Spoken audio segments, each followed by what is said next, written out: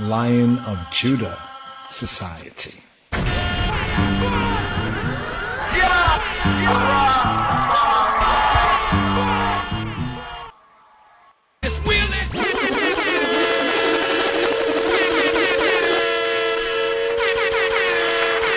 Lion of Judah Society.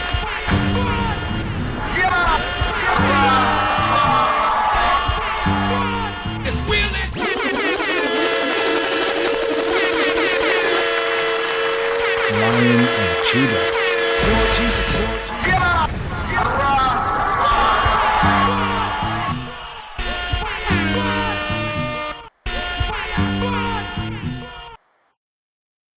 Yes. Erev Tov, Lala Tov, Boker Tov. Yeah, brothers and sisters.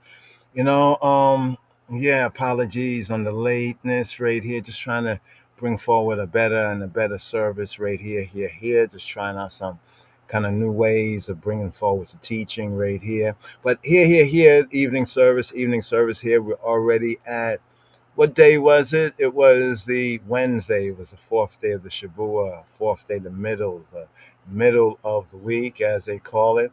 And here, even looking forward. Of course, the evening psalm was, Psalm 94, and actually the evening psalm is for the day coming forward. Looking forward to the fifth day is Psalm 81.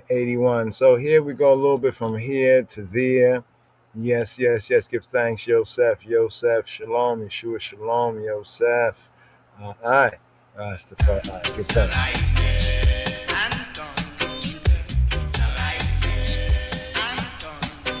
Yes.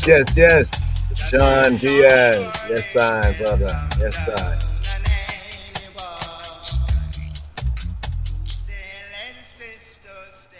All right, pause. Yes, John Diaz. Yeah, if you can, hit me up at the Rastafari Jews. Sometimes I'm on the board. I'm not really in the chat, but when I get a break, maybe play a little bit of music, a kind of a Selah interlude, can kind of check the chat. So sometime in the chats, some things are brought to my attention as, we're on the air working. We might not be able to, focus on this and that, but link I forward, prayers and blessings and, overcoming, in the situation going through, you know what I mean? Be of good courage, brother, for real, in the way, the truth, and life of the King of Kings Christ. Yes, I, Rastafari. I just want to say that right there. Like the word said to Yehoshua, to Joshua, for I and I, we're going to say chazak, be strong, and to be of a good courage. So right here, let's pick up right here. So the evening psalm of the day that was, and also looking at now it makes sense when the scripture, when talk about the evening, it's talk about between the two evenings. Heal up, Zion's upper room. Yes, Yeshua Shalom right there. Now it makes sense when the scripture speaks about like at even. There's a place in the scripture, a couple of places in the scripture where it says that even, that yes, I, that at even receive, well receive. Yes, I, John Diaz. At evening is actually pointing to the two evenings. It says like two evenings. We'll bring that out and share that. Now it really makes more sense scripturally, with the evidence. Sometimes when we see something, we say, okay, that's what it says. That's what it reads. That's what's der, right der, over der. That's what's there. You know what I'm saying? That's what's there. However, it's like, what does that mean? You know what I'm saying? Based on, like, when we talk about the evening and morning and the evening, like this evening really is the evening of the day to come, not of the day that has passed, because according to the way, evening and morning is one day, right? So if the evening and then the morning. So notice which morning or dawning is coming forward. It's the fifth day of the Shavua that they call, what they call it, Thursday or Thursday, fire bun, but still the fifth day of the Shavua right there. So this is what it means by the two evenings. Chant. In spite of looking in other studies, Judaic, Hebraic, others, biblical scholar, even some Christian scholars that have studied the Hebrew, they point to it, but they don't really bring it out and say, okay, that's what this means right there, right? But here, between the evenings. This is the time between the evenings. Yeah. More on the between the. What does between the evenings really mean, Chabarim? Well, right here, the between the evenings for the evening that was, the evening psalm for the for the evening, right, to the day that was, Psalm 94, and then for the evening psalm, you know what I mean, for the day to come here in the Shabua, right, that'll be Psalm 81. But first, here, today's daily psalm, I'm gonna bring that forward. So some slides right there. But here, 94. Oh, Psalm 94. vengeance. מזמור צד. O Lord God, to whom vengeance belongeth, vengeance belongeth, vengeance belongeth, vengeance belongeth. אל נקמות אדוני, אדוני, אדוני, אדוני. O God, to whom vengeance belongeth, show thyself, show thyself, show thyself, show thyself. אל נקמות הופיע, הופיע, הופיע, הופיע. Lift up thyself, thou judge of the earth, judge of the earth, judge of the earth. הנשא שופט הארץ, את הארץ, את הארץ, את הארץ. Render a reward to the proud, to the proud, to the proud. השב גמול על גאים, על גאים, על גאים, על גאים. Lord, how long shall the wicked, shall the wicked, shall the wicked, shall the עד מתי רשעים אדוני, אדוני, אדוני, אדוני. How long shall the wicked triumph, triumph, triumph, triumph? עד מתי רשעים יעלוזו, יעלוזו, יעלוזו, יעלוזו. How long shall they utter and speak hard things, hard things, hard things? יביעו ידברו עתק, עתק, עתק, עתק. And all the workers of iniquity boast themselves, boast themselves, boast themselves, boast themselves. יתאמרו כל פועלי אבו, אבו, אבו, אבו, אבו.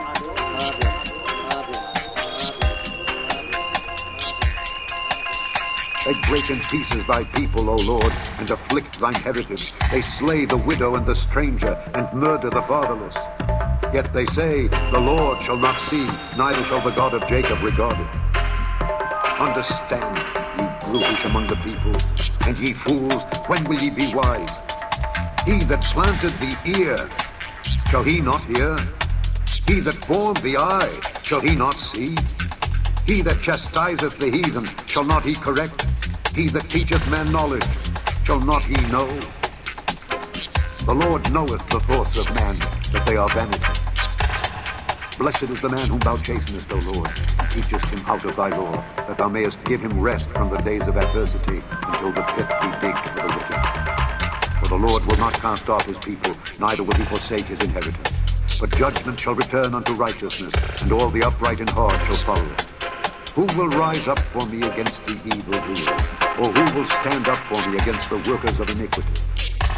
Unless the Lord had been my help, my soul had almost dwelt in silence. When I said, my foot slippeth, thy mercy, O Lord, held me up.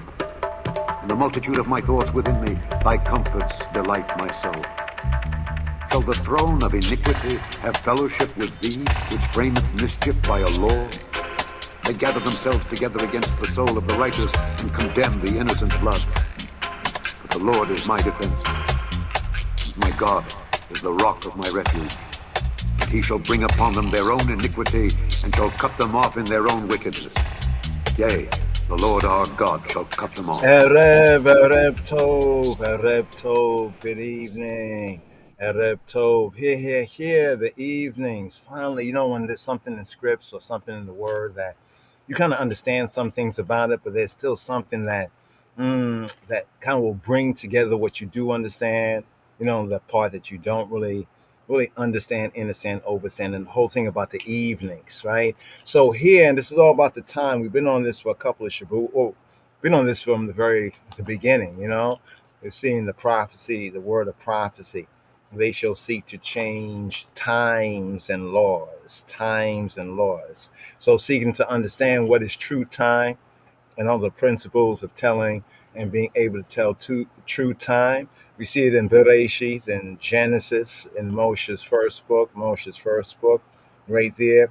we speak about, well, it doesn't mention sun or moon, right? But mentions greater light, lesser light, and the stars there for signs and seasons, right? Signs and seasons, right? Signs and seasons, right? Days and years. So then recognizing, for example, Shabbat. When does Shabbat, right, begin, right? Usually on the day we call Friday, like Friday, the Friday evening, when the evening comes in. All right, we prepare for the shop. We're preparing from the eve for the day to come. Well, check that out. Well, the eve, right, Friday evening, actually in true time telling, right, in the true telling of this thing we call time, is actually the evening that belongs to the day to come. Again, the evening. So, like we're here in the evening.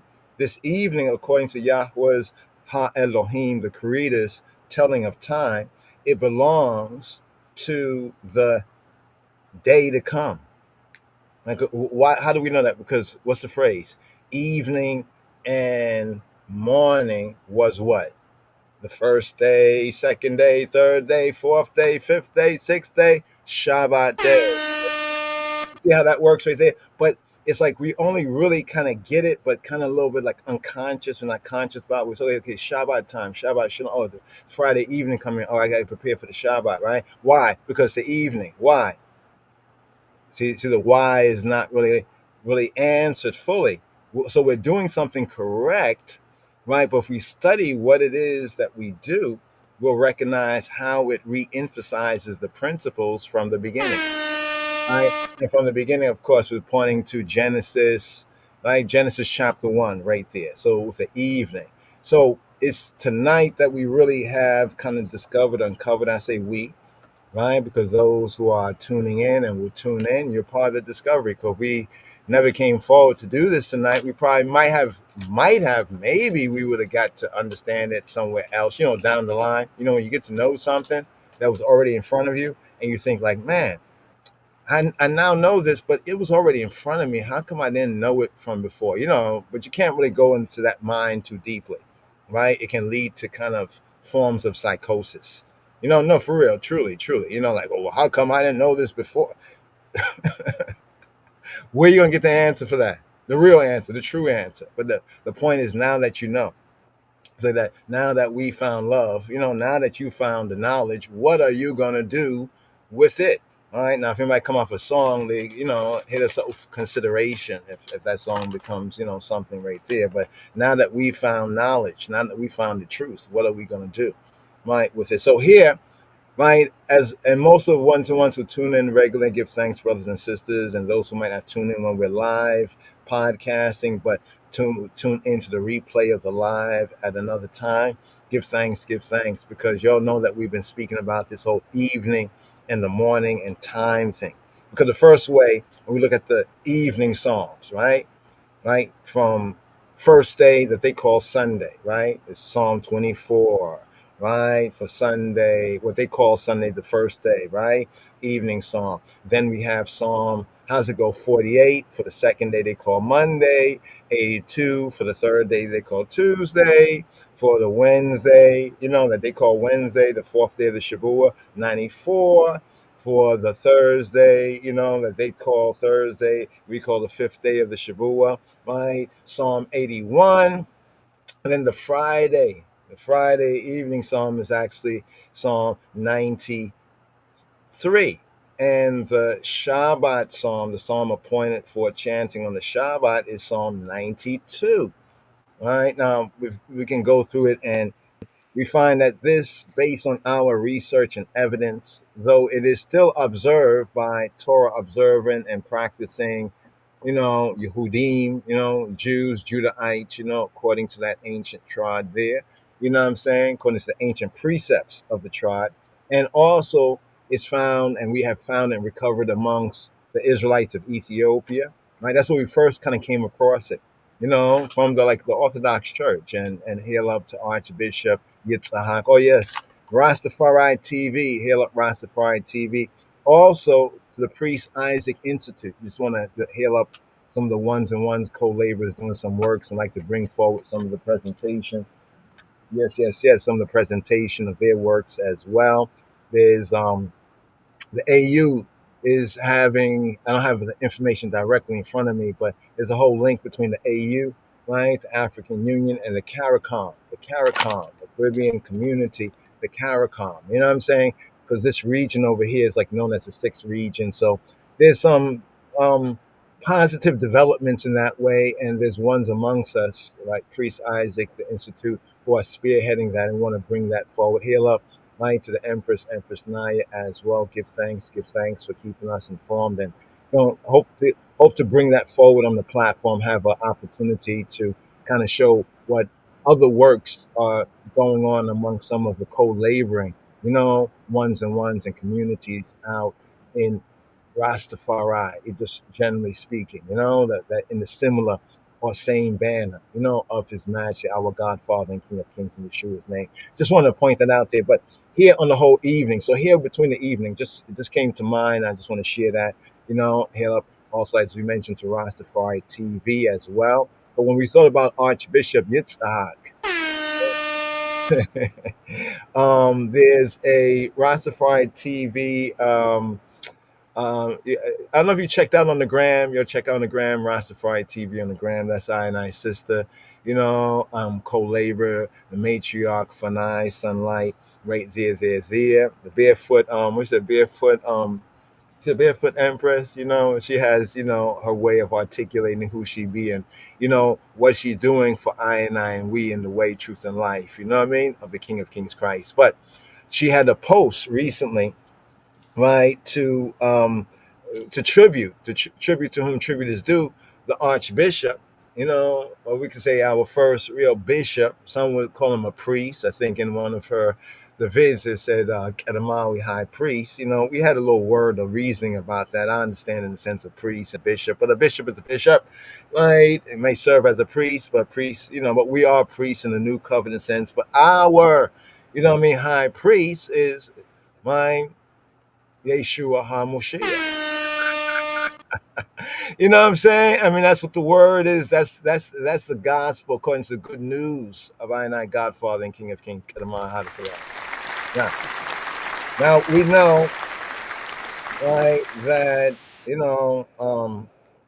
there's many others, who are also Rastafari. There's diverse doctrines, and this ministry was to address what's the true teaching of His Majesty, and also to address or dress down, right, these diverse doctrines, right? And so when you're in the vineyard, you have to kind of, rest, refresh, come again, so you have that energy. So we want to pick up on that as well, and also giving thanks to the Chaverim.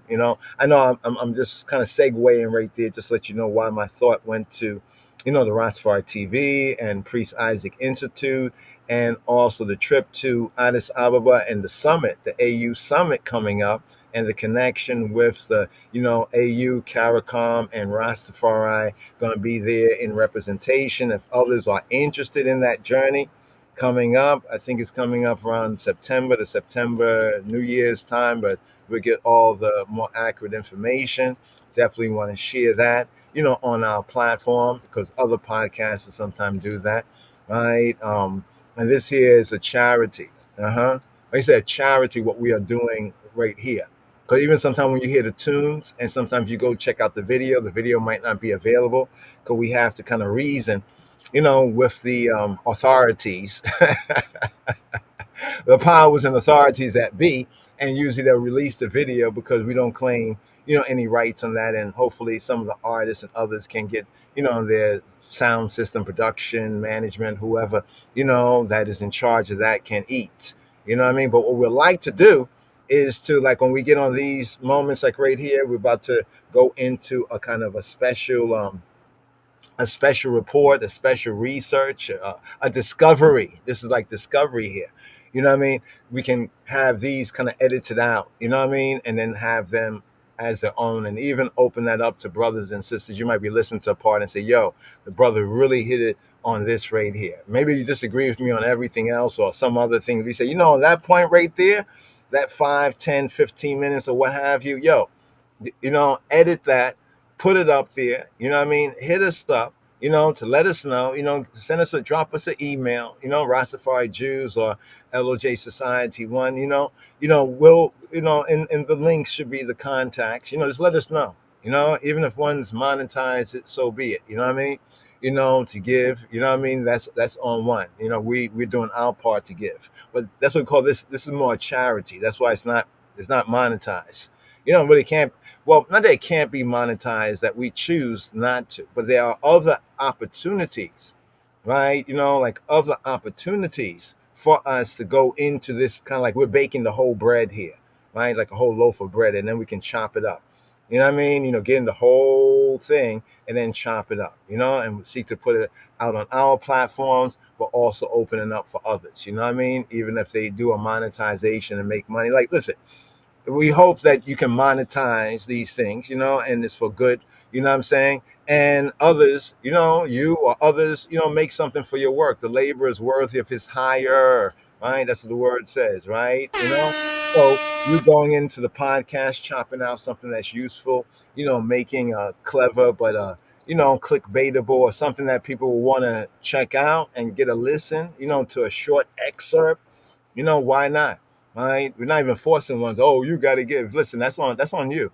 You know what I'm saying? In fact, we would love for ones to take our work, right, and become rich off of it. Right? Not just in, let's qualify that. Not just in like monetary terms, but not in monetary terms. You know what I'm saying? Because as you study the Torah, we recognize, the fullness, the practicality, right, of the way, the truth, and life. That's why many ones know when we drop them a message, a word of encouragement, strength, and hopefully blessing, health and wealth, right? Health is the most vital wealth, but we do need wealth, other things to help maintain our health and the health of our beloved ones and loved ones. You know what I mean? See, that's the thing that separates, the when we say the Judeo-Christian, the Yehudi aspect, you know what I mean? That's why Moshe says that, to those opposite of I and I, that they worship that which they know not. You know what I mean? We know what we worship for salvation, right, is of the Yehudim, because we recognize the practical applications. Like if there's a pie in the sky, so be it, right? But here, the earth he's given to the children of men. Right? So here. I know we said a lot right there, but just had to say, just give ones and ones an update as we going through. You know what I mean? An update, right here. So on the two evenings. So here between the two evenings, so that was for the evening that has kind of already passed, right? But for the day that has already passed. So evening precedes, this is the point and principle. Evening, according to Yah's way, truth, and life. The evening, like the evening, like right now, would be called like Wednesday evening or the evening of the fourth day, right? That's what they would call it, Wednesday evening. But really, it's the evening of the day to come. So that gives us an opportunity, actually. I was saying, we've been playing the psalm in the way that we have been made to see time. But as we have gone forward, we recognize that's not the true telling of time. Even though we have done it, just to say, okay, the Tuesday evening psalm, okay, that means after Tuesday, the evening comes in. That's what we think, right? And Wednesday evening psalm, so after Wednesday, after the day, the evening comes. But actually, the evening that's coming in is the evening that belongs to the day to come. That's why it says evening and morning, right, was such and such a day. So then I recognized a little earlier, right, on this podcast right here, I said, wait, then it's like the Spirit spoke. I saw it in the minds. I said, wow, that's what it means by between the evenings, right? Between the evening. Okay, let me give you a little peek right here. A little peek of what we're talking about. Not peek, but yeah, it's a peek. A pre. They say a pre, Benjamin says a pre, right? A preview, right? Here. Here we have the H6153, right? You see the word Arab. Just say it unaccented Arab. You can roll the R, Arab, more enunciated according to like accent or dialect, Arab. So it's the Arab, like Arab Tov, just a plain speak without accentuation or accent or, full vocalization, but basic English vocalization. Erev Tov, right? Modern Hebrew, they'll say Erev Tov, but the ancient pointing Erev Tov, right? So you see where it says evening, right? The evening is the Erev. Now, this is interesting because here in this Torah reading and feeding in Devarim, I don't know if you checked out the previous podcast, but in the early part, like around this part of the podcast there, because sometimes, okay, we get ready for the evening. We know we got this, psalm. We know the daily psalm. We know that also we got the Torah portion, and there's a lot of content, interesting, both historical, principle, and applicable, you know what I mean? In the Brit Chadash sense. But even before we get there, sometimes there is like a download, a download that comes right then. It's like, uh-oh, let me touch on this. And that becomes kind of like a good content, for the evening service. And hopefully we can update our titles, after the fact so that ones can say, oh, when he talked about that was a major subject. We're going to make this one a little about the evening, about the evening, right? Some basic principles. So here we have Ereb, right? Ereb. What's the Ereb Tov, the dust, right? Now, 44th sabbatical study here that we're in Devarim, right? Now, Deuteronomy 1 and 1. This is just to connect with this point here. We're about to play the next psalm.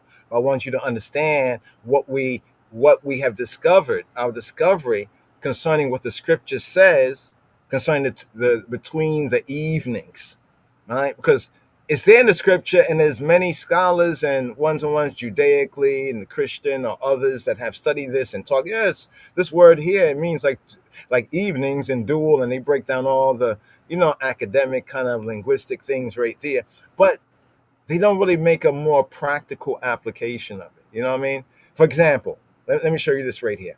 Let me break this down here. Let me do this right here. Let me bring it out light. Right, here we go right here. You see 5 verses.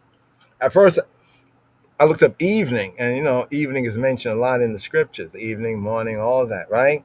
But then I recall, the Spirit brought to mind evenings. Evenings, for S, not evening, but evenings, right? So here we have Exodus 12 and 6. And it says, and ye shall keep it up until the 14th day of the same month. Right? Anyone familiar with this? This is the Passover. You know what I'm saying? This is like observing the lamb, for those 4 days, right? Observing that lamb, and the whole assembly of the congregation of Yisrael shall kill it or kill him, right, in the evening. I mean, this is definitely a foreshadowing of the Brit Chadash, regardless of whether Yehudi or non-Yehudi. You know what I mean? We understand that some Yehudi, right, nowadays don't accept this. You know what I'm saying? I get it, right? But you need to have your head examined. Anyway, here it says the assembly, right, shall keep it, right, in the evening. Now you see the note on the side, the note in the green hyperlink. Let's hit the green hyperlink. It says in, right, in the evening, in the evening in the KJV, and then the translator's note says between the 2 evenings. Wait, hold on for a moment. Between the 2 evenings. All right. Now notice that in the translation, they don't translate it as and the whole assembly of the congregation of Israel shall kill it between the 2 evenings. See, if they did, then people would be like, maybe somebody else would have got it before I got it. You know what I mean? Or we got it. You know what I'm saying? Right here. But what is meant by that? The 2 evenings. Now, the first thought was, okay, say this is the 14th, right? And the evening is coming in. And then yesterday was like the 13th. Well, that's the evening before. So sometime between that evening and this evening, right?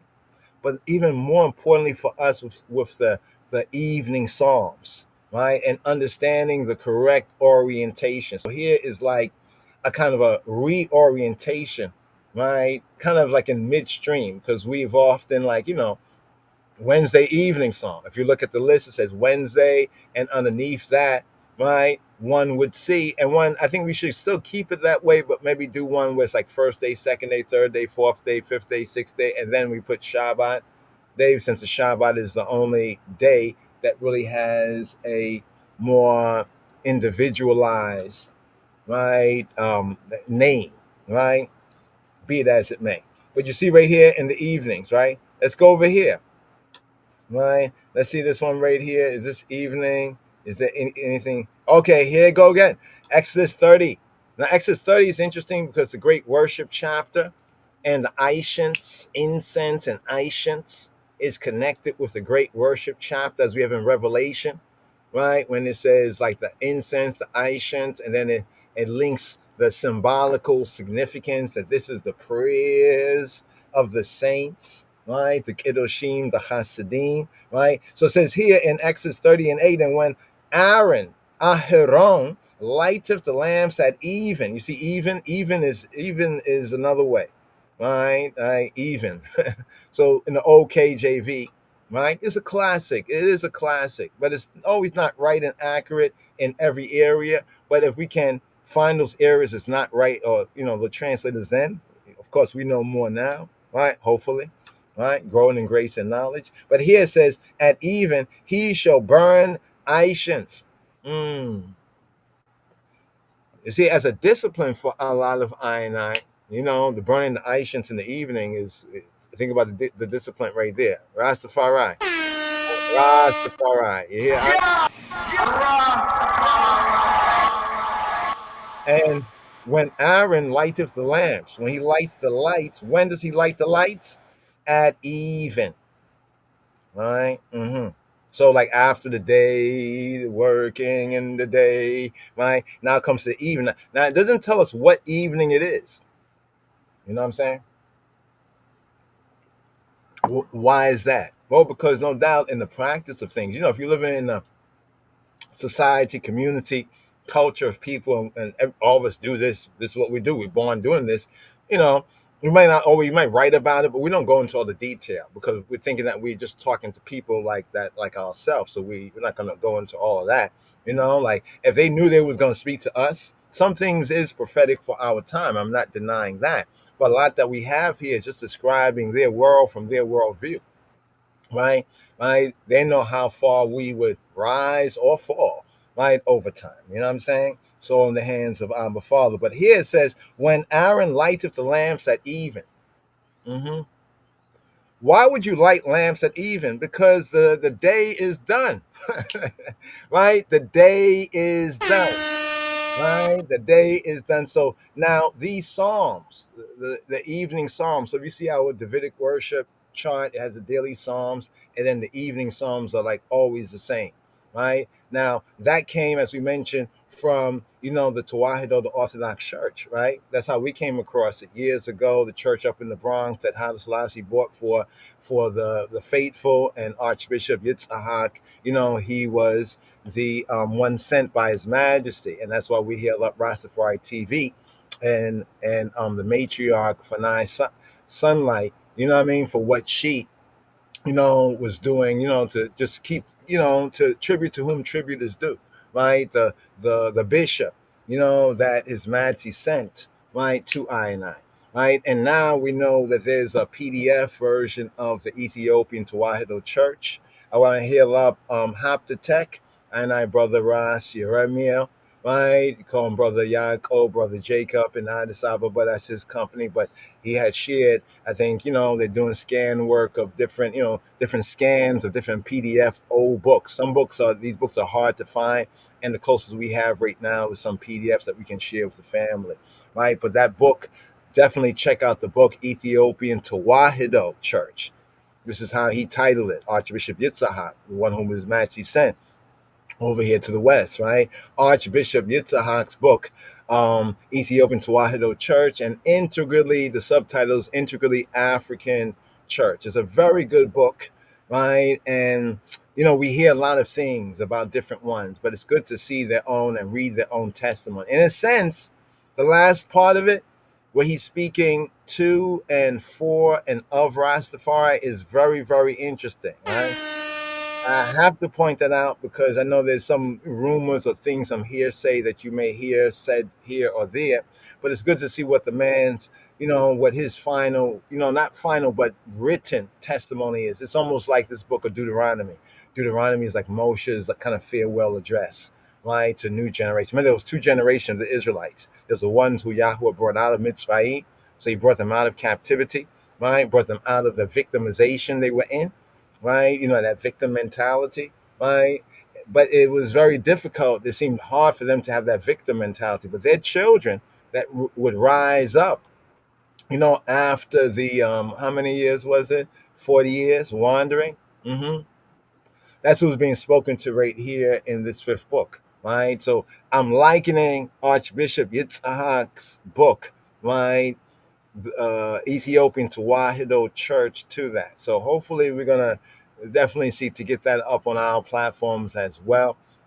Share that around, and um, to read. Reading is fundamental. Education is the key. His Majesty had, in that faithful generations, they had a literacy campaign, right? So these are things that we highly, highly, highly, highly, right? Highly, highly, highly um, um, advocate. Yes. So here it says, just to get this verse right here through this verse, and when Aaron, right? Aaron, the high priest, the anointed high priest, right? The Moshiach, right? So Aaron actually in the Hebrew context, well, rather in the Israelite context, would be the first, right? High priest, but the first anointed high priest. But we know that is Melchizedek, right? Melchizedek. Remember Melchizedek before Aharon, right? But there it doesn't tell us whether he was anointed. We can, definitely be persuaded that he was anointed. But we know in the script that Aharon, that once Israel comes into this covenant at Sinai, he becomes, right, that first, you say, Messiah. See, this is very important because in Christian, among many ones in Christianity and Christendom, the dum, they never really told these things, and they get it kind of twisted. They'll say one thing, but then we can point to the Bible. Yes, he's Messiah, but it doesn't say Messiah as king. I want you to note what we're saying here. But according to what was fulfilled, Messiah as high priest. So before you can get any duly anointed king, right, you need to have the high priest.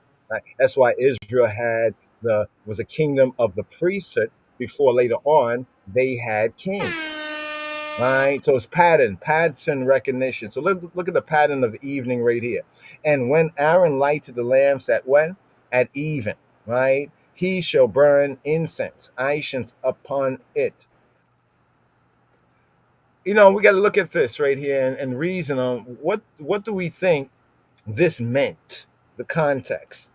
When Aaron lighteth the lamps at even, talk about the menorah, right? Not the candles. Well, today we use candles, but contextually, the lampstand, right? The menorah, right? At even, he shall burn incense, right? He shall burn incense upon it, right?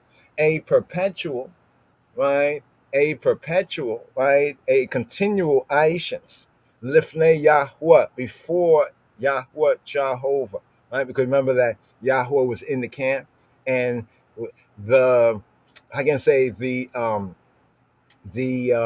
proof of that, of course, is what we read here in the Torah. Was the cloud on the camp by day and the fire by night, but particularly the ark, right? Because of the ark, right? The ark of the covenant. So when it says before the Lord, if we were standing in the tabernacle, where in the tabernacle will be before the Lord? According to the context of what we have, the pattern recognition, that would be before the ark.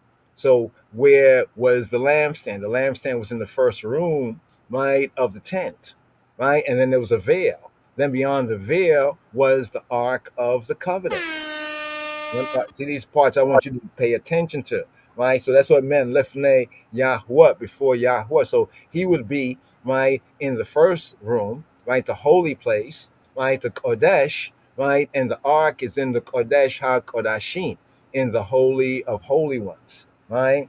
So that's what it meant, because Yahweh said to Moshe and to Yisrael, of course, he says that there he would meet with the Bnei Yisrael above the mercy seat and between the cherubim, the kepraim, the cherubim, the cherubims, right? And note this also, that when the high priest, according to what is written in the Torah, when he went in there like once a year, you know what I mean, on the day, the Yom HaKippurim, the day of the atonement, not Yom Kippur, that's like a slang. That's like slang. That's like Jewish slang. Slang. Not even slang, I'm going to call it slang, right? This is slang, right? But really, in the scripts, it's actually, right, what's actually written is Yom HaKippurim. So, Kippur mean like a atonement. Ha Kippurim mean the atonements, or a covering versus the covering. So the day of the coverings. But it was on that day, right? I think Leviticus is Leviticus 16, roughly around Leviticus 16. Hopefully we're correct on that, where it speaks about the instructions there. That Aharon, the high priest, or the anointed high priest, the one that's either Aaron, firstly, or the one who's in Aaron's stead, right? Like his son Eliezer and so forth and so on. Every high priest, right, would go in, right, to the Kodesh HaKodashim, to the Holy of Holies, right, once a year, right, as it says in the Epistle to the Hebrews, with the blood, for the blood of others, right, when it's comparing the superiority, right, of the Brit Chadash, right, of the, after the order of Melchizedek, right, that has their certain pattern recognitions, right, but it's a higher way. You know what I'm saying? It's a higher way. So that Hebrews is so very vital. And this is where it stumbles a lot of ones. Both Christians and even a lot of so-called Israelites get stumbled by, because they have some conceptions of how they think or believe or want things to be, right? But then when you study it, you see it be what it be. It is what it is, right? Because he be who he be. But here it says that Aaron, so now notice, if you can visualize this, Aaron is in the first room, right? The Kodesh, right, of the tent, right? And in that first room, is a couple of pieces of furniture, right? Namely is the menorah, the lampstand, right? Then is a table of shewbread, right? And then is the altar of Ancients. All of these, the altar of Ancients is right in front of the veil, right? It was positioned right in front of the veil, right? And then on the, if you're walking in the tabernacle straightway, like on the left side, right, to the south, right, on the left side to the south, while facing west, on the left side to the south would be where the menorah would be, and on the right side facing west, facing west. So when we worship, we actually face west. This is another interesting thing too. In the tabernacle, talking about tabernacle worship, that also became temple worship. And on the right hand side, the north side, is where the table of shewbread would be in the tent. So Aaron would go in, right, facing west, right, and on the left side, right, facing west, would be the menorah, the lampstand, right, and that's what it says here. And when Aharon lighteth the lamps at even. So when will he light the lamps? At even, right? What shall he do? He shall burn Ancients up on it. Now, it may give us the impression that, okay, he's going to burn Ancients upon the lamps. And people say, that's what it says. That's what you read. But when you recognize where he's at and this is why the scripture goes through such, repetition of details, and then he repeats these details, and a lot of times we don't get it, and we come up with these kind of ideas. No, there's the altar of Ancients right there, right? The altar of Ancients is in the same room. Check, right? And that's why it says Lifnei Yahuwah, before Yahuwah, right? So in his lighting the lamps, right, he burns Ancients. And the burning of the Ancients, right, was on the golden altar of Ancients that was right in front of the veil. Behind the veil was the ark, the Aron, right? Ha Edut, the ark of the testimony, the Aron, right? The Aron. So the ark is called Aron.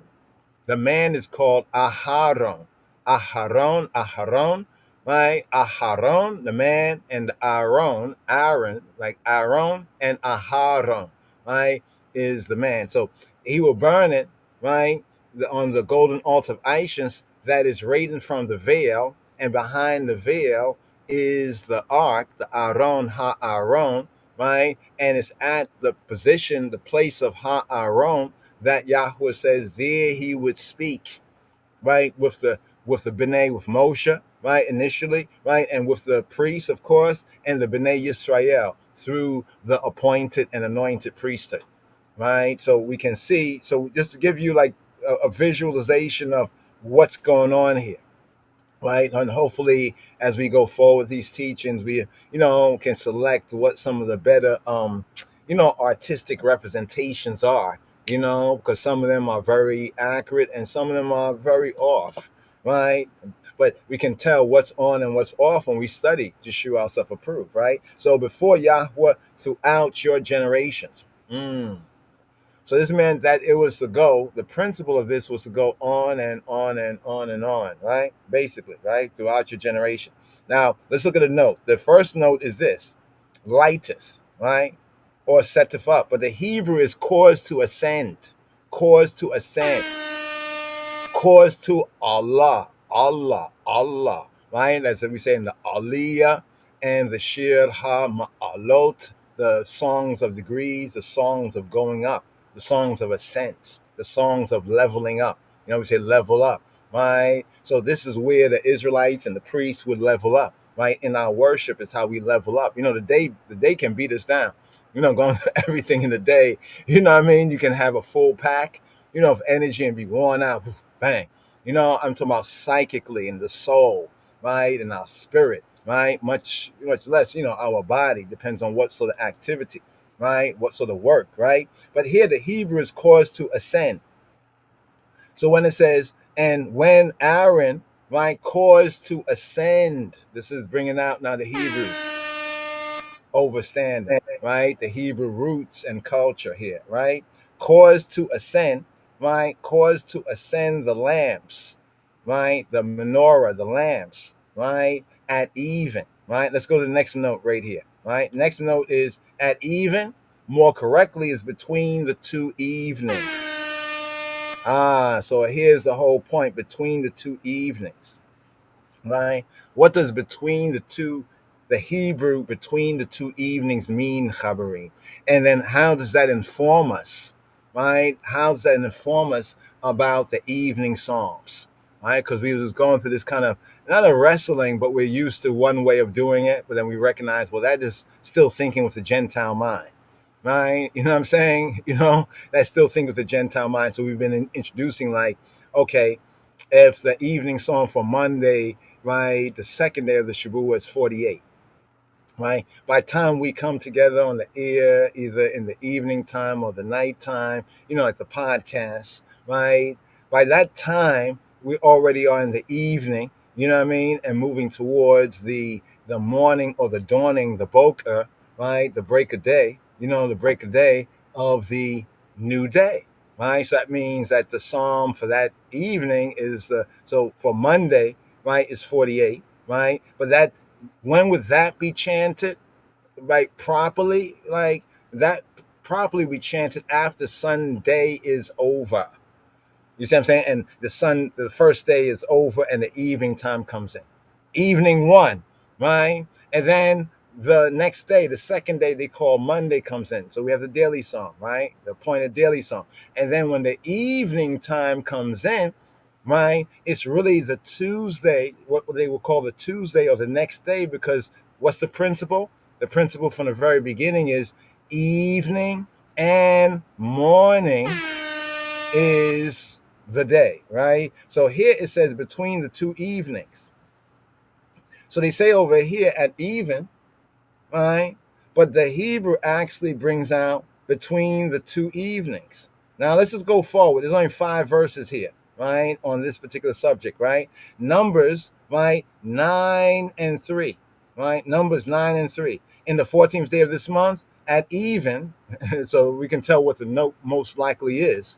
Y'all shall keep it up in his appointed season. Remember, it says that the greater light, the lesser light, the sun, what they call the sun, moon, and stars, are for signs and seasons and days and years. Did you get that? Signs and seasons. See, the psalm, which psalm is it? 19? The heavens declare the glory of God. The firmament shew his handiwork. Day to day utter his speech. Night to night showeth knowledge. there's no voice, you know, where their sound is not heard, like there's no words and all that, right? Because speaking about the heavens are saying something, but it's not like we read something in the book. But if we can understand the pattern recognition as the ancients did, this is where the calendars and the proper calendars and the understanding of times and seasons and when these seasons come about. Check, right? So in his appointed season, according to all the rites of it, and according to all the ceremonies thereof, shall y'all keep it, shall y'all observe it. Notice, at even again is between the two evenings. And so I said, okay, we got to do that. We got to do this, right? We got to like put this right, right? Now, of course, this is like, for example, this is Wednesday, the fourth day of the Shavuot, right? And the evening psalm, right, upon is 94. But then if this is the fourth day that is called Wednesday, let's just think about fourth day as Torah say, right? So that will help clear the confusion, right? So if it's the fourth day, right, and the day, right, what does the scripture says concerning the fourth day? Evening and morning, right? The morning or the dawning. What is the dawn? Called the morning, but the dawning, right? It's called the break of day, right? That's when people have breakfast, right? No, the break of day, right? Right? Check, and then the day go through, right? And then after the day is over, the next even coming in, it can't be a part of the fourth day, right? For example, the Wednesday, it must be a part of the day to come, right? But notice what we just had. We had two evenings. That's between the evenings, right? So between the evenings. So I hope ones are picking up on this right here, right? And then it says Numbers 28 and 4. The one lamb shalt thou offer in the morning. You see that? In the morning. Evening and what? Morning is a day, right? Right? According to what the scriptures say.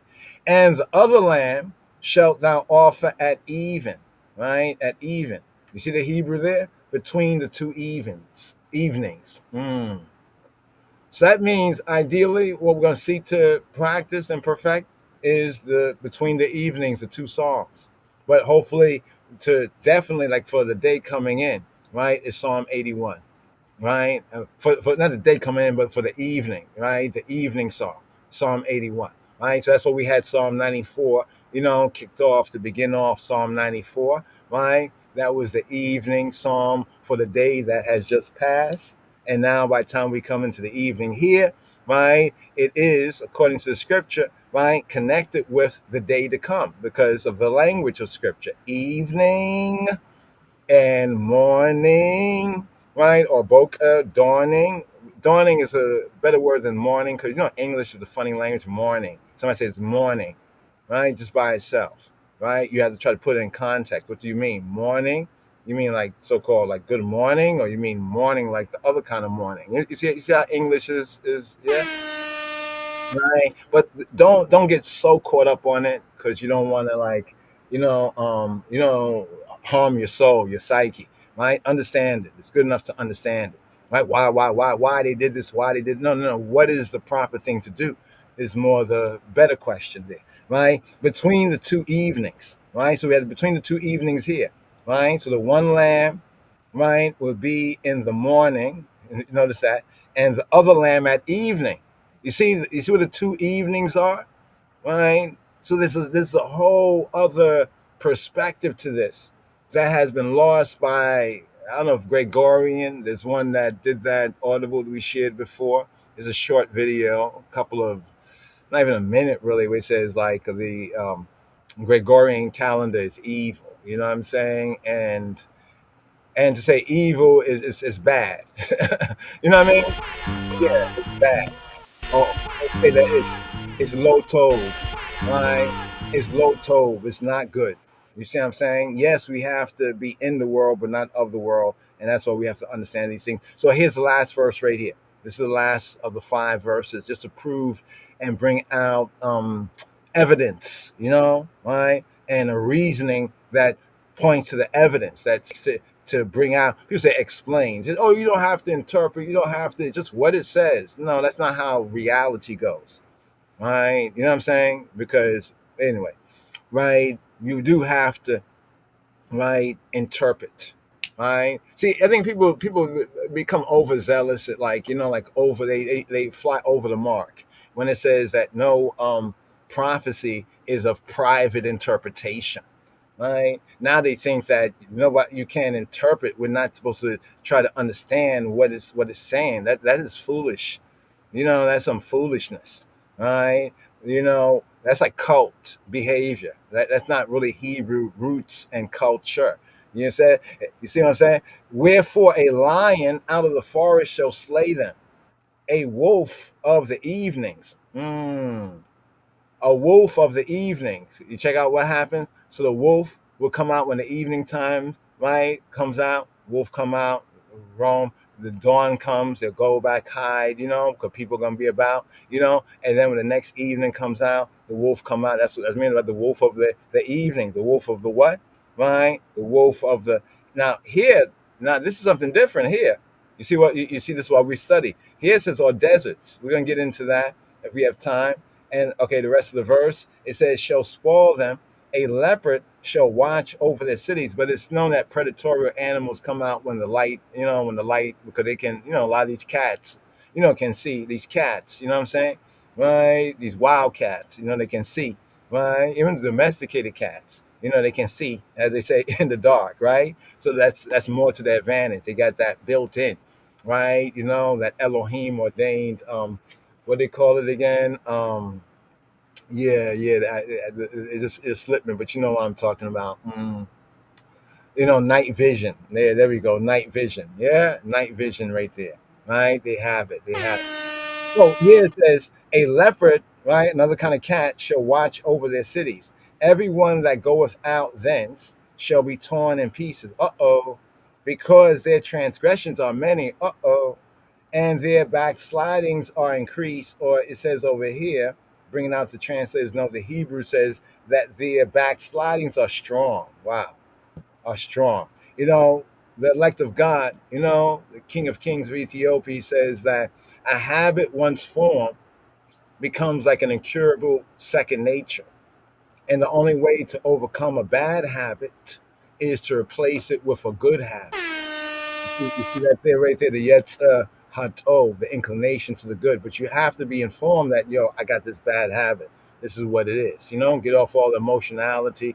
Maybe a little bit, if that helps you to get to where you got to level up. You know what I mean? Where you got to level up. So the aliyah, right, is the level up, right? Both in a sense of worship and also, as it says, rising up the sound, right? Like in the evening. So we see this order of even worship, right, is brought out very clearly right here. You know what I'm saying? The morning, the main two times. Of course, some may do it three times, or even some may seven times, right? But before you can get to the seven, right, let's just see one time, right? And the two times here, the morning and the evening. See, we're pointing to that because of what's read over here, right, about the one lamb, right? Because we go into this verse right here, the one lamb, right here, the one lamb, right, day by day, the one lamb.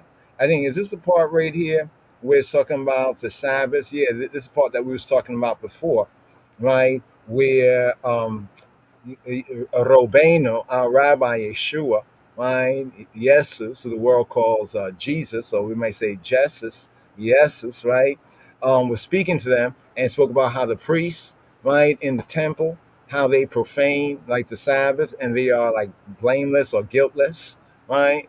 Have you not read, right? And he was pointing to this right here because even on the Shabbat day, the priests, and the Levites, they had a work to do, right? A work of worship, right? And on the Sabbath day, two lambs of the first year without spot and 2/10 deals of flour, right? It says for a meat offering, but more correct, a meal, a meal offering, mingled with oil, and the drink offering of the like libation, right, offering thereof, right. Then in verse 10 it says, "This is but the burnt offering, the ascension offering, the leveling up offering," right? Because olah, right, the word olah is the word for burnt offering. That's from Allah, right, to ascend, to go up, like we say aliyah, the aliyah, or the song of degrees. And here we do have A Song of Degrees 129 right here, daily psalm, right? Just to connect these key words, right? Better to connect these key words. Let's show you. We told you about it. Let me show you about it. So you see the word Ola, Ola, Ola, right? Ola. What is the Ola? Ola. Ola is a whole burnt offering in one sense of the word. And then we have Ola is an ascent, a going up, right? A stairway, right? Steps, right? Steps, right? And it's from the root Allah, Allah, right? Not Allah. Allah, Allah, right? Allah means to swear, and Allah, right? This is why the proper vocalization is important, so we can, like it says, like if a trumpet gives an uncertain sound, how do you know? Right? So this word, we try to say it as it should be Afro-Semitically, Allah, right? The Allah, Allah, Allah. It's a harder guttural A, Allah, right? Allah. And the other word is Allah, Allah, Allah, Allah. You see, Allah, Allah. If I said Allah, I'm talking about Allah. If I said Allah, I'm talking about Allah. So here we're talking about the Ola, Ola, right? Here to go up, to ascend. You see, to go up, to ascend in a different context of this word. To go up, to level up, to go to higher, higher, higher heights, right? To go up, right? To go up. Symbolically in worship is like going to the high place, right? Like symbolically, right? But like to the altar, right? But also for the thoughts to go up, like in prayer and worship, right? You try to, now it's prayer and worship, so you have to have that discipline of mind, right? So the thoughts can go up. You know what I mean? You can keep that appointment. You know what I mean? Work out what you have to work out with source, right? With the word, sound, power, the words of our mouth, and the meditation, the medi of our heart. To ascend, in transitively to be high. You know what I mean? It's really, the being high is not the problem, right? It's not understanding what being high, right, in the way really is. That's where, the devil, the slander, the lie, the distraction, right? The mistraction. You know what I'm saying? But here, actively to mount up. And it's used in a great variety of senses, a primary, a secondary sense. It can be used literally or figuratively. So the whole point of this right here is to bring out more of what what the Ola is. The Ola is, in the context here, is a whole burnt offering. Why is it called an Ola? It's called an Ola because for example, when the animal was burnt, when it prepared, cut, de-blooded, right? The blood was taken out of it, all of that was done, and the parts that was to be burned, right? But this usually meant that everything, the whole burnt offering is like the whole thing, the whole animal, basically being burnt. You know what I'm saying? According to what the Torah says, you know what I'm saying? And therefore, what would happen is that the smoke, right? The smoke is going up. You see what I'm saying? And what's happening when there is an offering, right, on the higher level, according to the Hebrew ancient science and the ancient Afro-Semitic science, what's happening is the process of transmutation, right? And offerings of transmutation. You take some rock crystals of it's not crystals, but I call that for the frankincense. The rocks. You know what I'm saying right there. But I know, in the world, we're not talking about the worldly thing. Right? I won't say burn that, destroy that. Take that out of creation. You know what I'm saying? But speaking about the Ishans, right? The incense, right? So you put the incense, right? You put the incense, right, on the charcoal, right? And what happens there? Well, as it burns, as you have sufficient fire, as it burns, and you watch it, you see a transmutation. After the incense, frankincense or the myrrh or whatnot burns, you look at it, what do you see? Ash, right? Pick up the ash if you can. There's nothing there. What happened? It got transmuted from the fire cycle, the physical state, right, to the metaphysical state, right? Or it got transmuted, right, from one state of matter. So what the offerings really show is a transmutation of matter, right? What it really shows from a kind of spiritual, a really just and righteous way that they falsely call religious, but a really just way, right? It shows the process of spiritualizing from one state of matter to the next. Because what happens when it burns, right? there's that sweet savor. That's why it talks about over and over and over, right, within the law for offerings, direction, instruction of that sweet savor, that sweet smell, right? Whether of the aishans, of the offering, that sweet smell. So we give to Yahweh, right? We give Yahweh, right, all that smoke, right? Yes. We give to him all that smoke.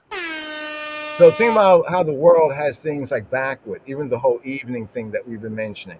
See how things are kind of like backward, turned upside down, like you're turning of things upside down. There's a verse in the scripture that speaks to Babylon, the evildoers, about turning things upside down. You know how that will be disesteemed, right? He won't give it no respect, right? So here, Allah, the word right here is a noun feminine. Allah, the burnt offering, is a noun feminine. So we give this noun feminine, the Allah, to he who be, Yahweh, right? Just to see that connection, and then the offering itself, right? Whether it's incense or aishans, right, or whether it's the animal, it's transmuted, right, from the phi cycle, right, to the meta-phi cycle, the metaphysical, or to the spiritual, what we would call the spiritual, to the next state of matter, right? And in reality and science, we know about the states of matter. But then the ancients, right, they also understood these things, and they were actually speaking about these things even in the scripture. People gonna look at, oh, this is a religious thing, but they forget the earthly type is before the heavenly type. That's why Moshe Rabbeinu, our rabbi, the rabbi Yeshua HaNotch, he says, if I show you earthly things and you can't understand the earthly things, the natural things. In other words, if I burn some incense, I say, I want to show you something spiritual. Let me show you something spiritual. So I take some incense, some aishans, let me take some incense, right? I take some incense, right? And I put it on some charcoal that I've already caused it to be, it's ready to burn. It's getting hot. It's ready for the incense, right? I put it on there, right? And we see the smoke is going up, right? The smoke is going up, right? It's ascending, right? Ola, ola, ola, ola. It's going up, right? It's ascending. Remember what this whole thing is called, right? Let's go over here for a moment. It's called whole burnt offering, but from the root idea of the word, it's ascending, a stairway. And notice how sometimes when you see the smoke going up, it's that going up, circling, it's spiraling up. Like it's spiraling. It's both the line is meeting the circle. When the line meets the circle, it creates a spiral, right? It creates what? A stairway, a staircase. And we see that happen just with a simple thing, right? Like burning incense on charcoal. Just giving you that example right there. You see, right? So you might just think, oh, that's just making the house smell better, or the place smell, like it's fumigating. Yeah, it is fumigating the place, burning out the place, fumigating the place. But there's a spiritual activity that's going on. And there's also, it's almost like a science experiment. Think about it, even just with the burnt offerings. So they understood in their so-called primitive or prime way of understood, right? That's why when you think about burnt offerings, different kind of offering and the use of fire amongst ancient peoples, even before this here Torah, right? But then also, especially through the direction instruction that we find in Torah, it shows that the ancient peoples, they understood this primary thing. You know what I mean? They understood, fire, right? Fire. So when we read in the scripture that our God is a consuming fire, may we be able, according to the ancient Hebrew Afro-Shemitic science, understand what's going on. You know what I mean? And understand the basics. So we don't have to go and kind of spook it out. You know what I mean? And some spooky, there's something, and something we don't see going. No, look at what we see going on, right? Because after that incense burns, that aishans burn, right? If I ask you to pick up the incense now, right? Sometimes it maintains that form. You know how sometimes when it burns on when it burns on the charcoal, it maintains the form, right? Even the cone incense, those cone kind of incense, but you go try to pick it up.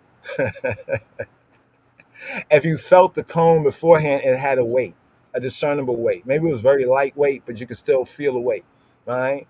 But that's not the same thing. Something has happened. It's gone from this state of matter, right? It's gone to, but where has it gone? It's gone to the spirit. In truth, it's gone to, okay, it sounds religious there, to the spirit, right? It's gone into the ear. It's gone into the ether, right? Right? It's going into the ether, right? But here, right? So here's the idea of stairway, ascending. Now you see the word Holocaust. The word Holocaust is there. But Holocaust, right, actually meant whole burning, complete burning, right? That's what Holocaust meant. Whole burning, complete burning, as going up in smoke. So we're given, who we're giving the smoke to? Right? Because it says that our God is a consuming fire. So who we giving the smoke to? Right? We're giving Yahweh all that smoke. Right? So, just how we use these words nowadays. So here, just on the 2 evenings here, just want to show you the Shabbat part, the Olah of every Shabbat day. So that means there has to be an offering, a whole burn offering, right? Right? Every Shabbat day. And that was in addition to the continual burnt offering, right? And his drink offering, the libation. So every day there was an offering. And on the Shabbat, there was like a Shabbat offering. That's what Yeshua meant when he said to the hypocrites, the religious hypocrites, the scribes and Pharisees, of that time. You know what I mean? Like, what about the priests? Right? They profane the Shabbat, right? And they are guiltless. Because you're talking about like no work. They were being like, so-called over righteous, over ratchet, right? Over righteous, over wicked. You know what I mean? And the scripture speaks to us, like warns us about, don't do it, right? In that sense. So here is where it says like the one lamb offered in the morning and the other one at the evening, right? And then we notice that the key word here, going back to the first entry that we have, is actually in the Hebrew between the evening. So that means in the Hebrew, right? Is it Aravim? Is it Aravim? Let's see if we can just get this right here. Let's go here.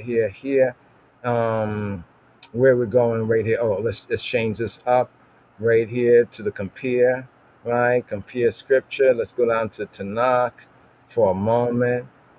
Well, let's go over here. We already know that the word evening, let's go to evening where it says right here in the evening, right? So here the base word is Ereb. Ereb. You see the 3 letters? Ereb. Ereb. Not Arab. Arab is the root word. But here, right? If we go down here to the Hebrew, it says, Wahaya Lakem Misha Mereta Ad Arba'ah, right? Asar Yom, and you shall like watch it, keep it, right? Until the Arba'ah, Asar Yom, until the 14th Yom day, La Chodesh, of the month, Hazeh, of this month. And then it says, with Shachatu, Shachatu,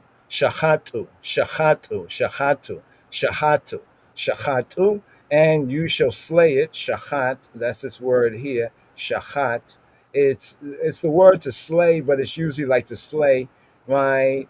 To slay as an offering, right? To slaughter like in a sacrifice. It can be used in other sense, but to slaughter, like you say, to slaughter, right? Where shachatu, and they shall slaughter Oto. They shall slaughter Oto, Ado, Oto.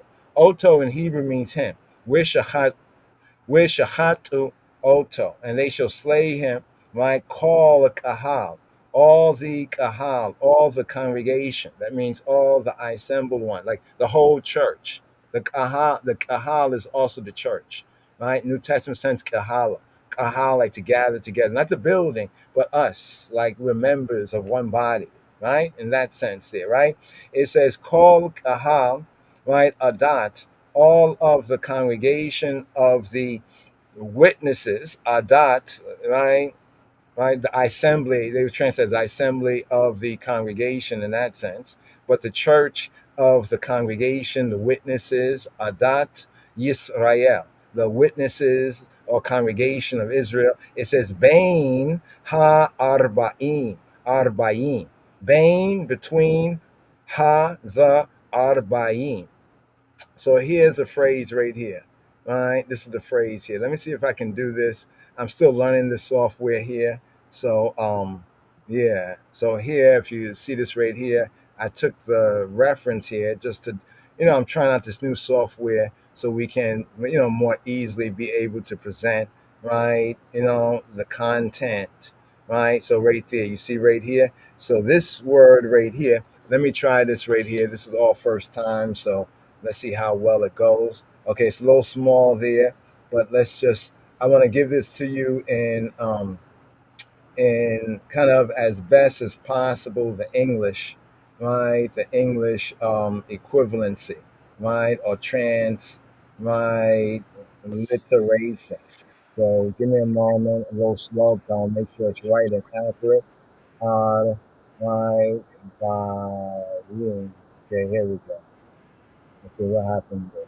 Hard by you. Okay, here we go.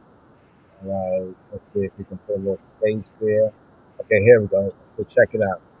Okay, Arbaim. So you see right there we have Bain, Ha, Arbaim. So the word Bain, between, right?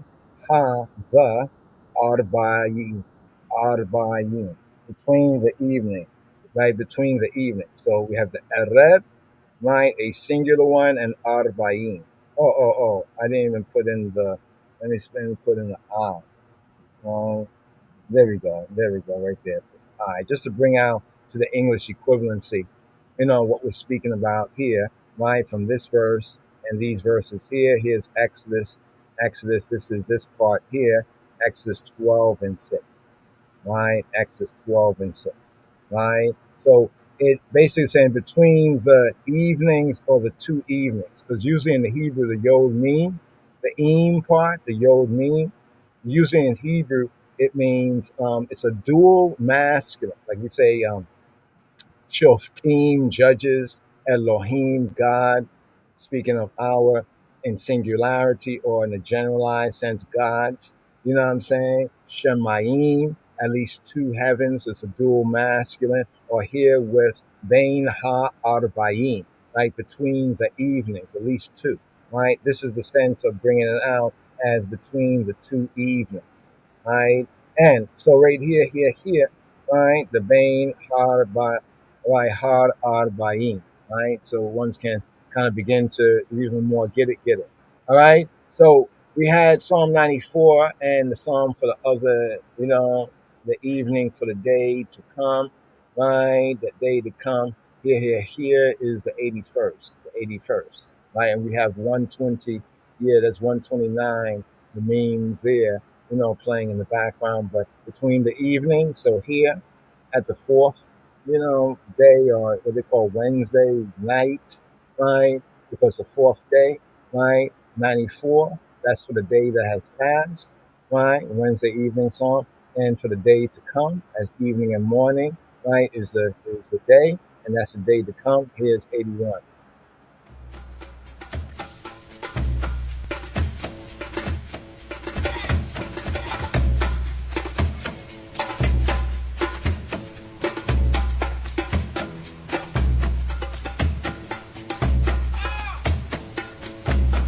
Psalm 81. מזמור פ"א למנצח על הגיתית לאסף. Sing aloud unto God our strength. עוזנו, הרנינו לאלוהים עוזנו. Make a joyful noise unto the God of Jacob. God of Jacob. God of Jacob. לאלוהי יעקב. הריעו לאלוהי יעקב.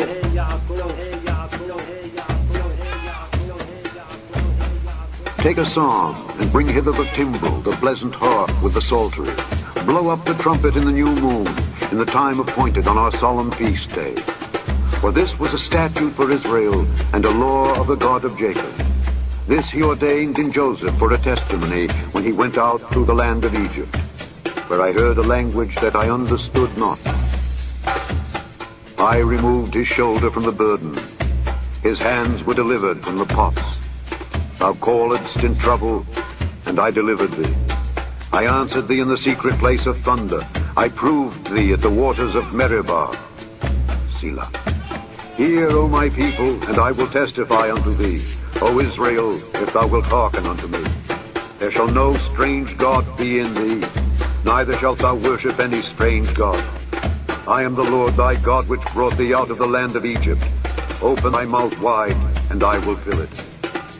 But my people would not hearken to my voice, and Israel would none of me. So I gave them up unto their own heart's lust, and they walked in their own counsels. Oh, that my people had hearkened unto me, and Israel had walked in my ways. I should soon have subdued their enemies, and turned my hand against their adversaries. The haters of the Lord should have submitted themselves unto him. Their time should have endured forever. He should have fed them also with the finest of the wheat, and with honey out of the rock should I have satisfied, I have satisfied, I have satisfied, I have satisfied, I have satisfied, I have satisfied, I have satisfied, I have satisfied.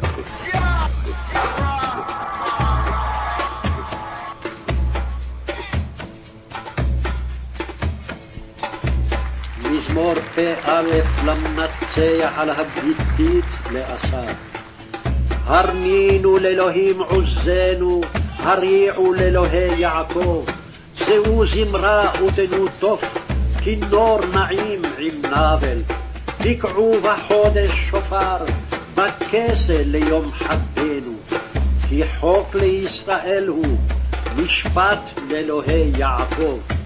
עדות בהוסף שמו, בצאתו על ארץ מצרים, שפת לא ידעתי אשמע.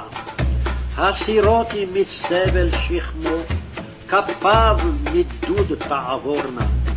בצרה קראת ואכל לצקה, אענך בסתר רעם, אבחונך על מי מריבה סלע.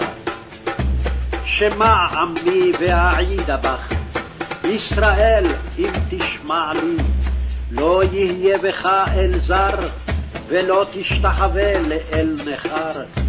אנוכי אדוני אלוהיך, המעלך מארץ מצרים, הרחב פיך ואמלאהו. ולא שמע עמי לקולי, וישראל לא אבה לי. ואשלחהו בשרירות ליבם, ילכו במועצותיהם. לו עמי שומע לי, ישראל בדרכי יהלכו, ימעט אויביהם אכניע, ועל צריהם אשיב ידי. משנאי אדוני יכחשו לו, ויהי עיתם לעולם. ויאכילהו מחלב חיטה, ומצור דבש אשביעך.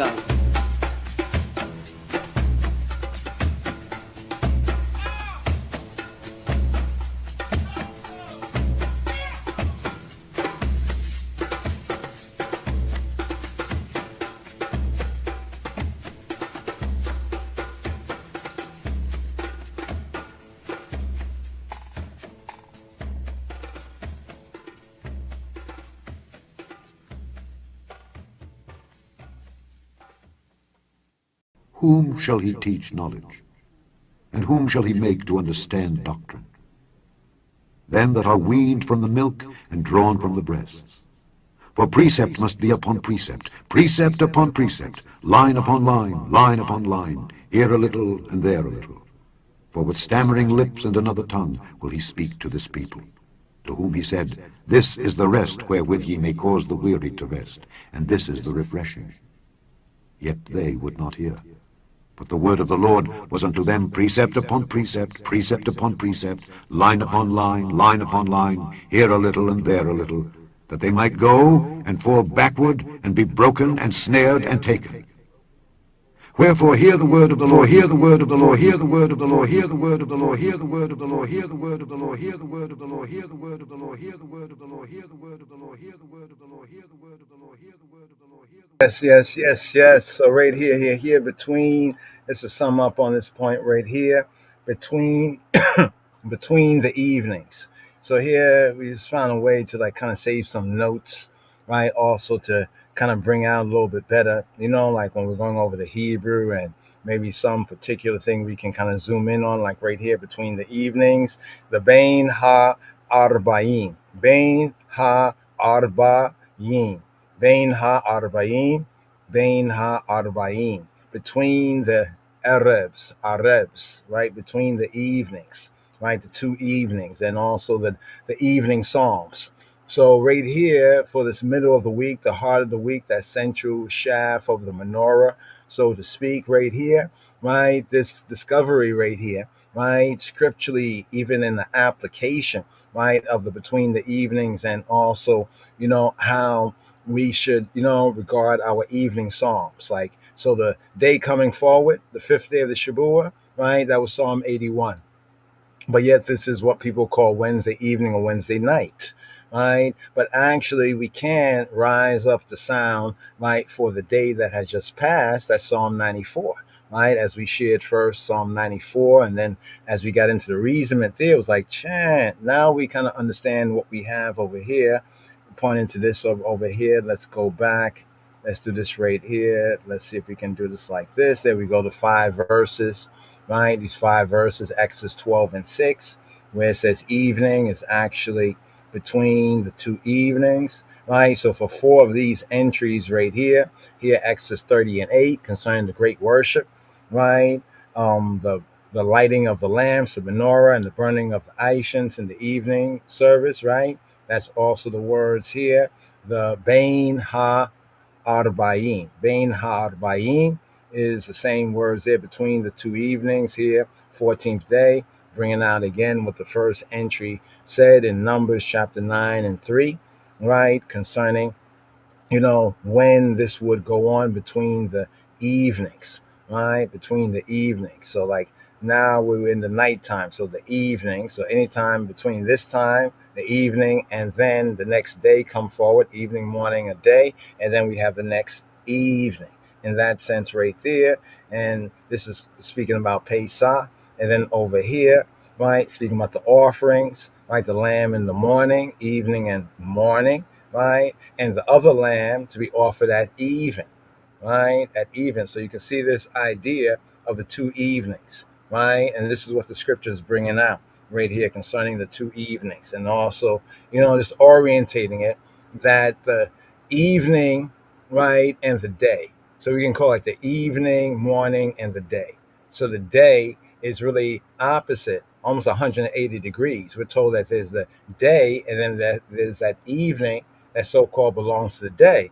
But in Yahweh Elohim's way, it's really the evening. So this is the evening we're in. This evening belongs to the next day, because it's evening and morning. So it's like if it's a math question. So evening plus the morning equals the day, right? That's good. I think we have to do that as well right there, just to kind of bring that out. But here we have today's daily psalm. The last verse is a different verse. We'll touch on that one again, because I'm sure we'll return to this theme of the evening. So here, evening psalm for the day coming forward, Psalm 81. And today's daily psalm, according to the royal order, right, according to Israelites of Ethiopia. Here we have right here, Shema Yisrael. Here we have Psalm 129, Shema Yisrael. And here we also have a song of degrees, right? So even previously what was 125, another song of degrees, a song of going up, right? Right, a Shir HaMa'alot, 129. Psalm 129. מזמור קכ"ט שיר המעלות, המעלות, המעלות, המעלות, המעלות, המעלות. Many a time have they afflicted me from my youth, my youth, my youth, my youth. רבת צררוני מן נעוריי, נעוריי, נעוריי, May Israel now say, now say, now say, now say. יאמרנה ישראל, ישראל, ישראל. Many a time have they afflicted me from my youth, from my youth, from my youth, from my youth, from my youth. רבת צררוני מן נעוריי, נעוריי, נעוריי, נעוריי, נעוריי, נעוריי. Yet they have not prevailed against me, against me, against me, against them. ربت ترروني من نعراي من نعراي من نعراي من نعراي من نعراي من نعراي عالقبي حارشو حارشو حارشو حارشو حارشو حارشو حارشو. The plowers plowed upon my back. They made long their furrows, furrows, furrows. The Lord is righteous. He hath cut asunder the cords of the wicked. Let them all be confounded and turned back that hate Zion. Let them be as the grass upon the housetops, which withereth afore it groweth up. Wherewith the mower filleth not his hand, nor he that bindeth sheaves his bosom. Neither do they which go by say, The blessing of the Lord be upon you. We bless you in the name of the Lord.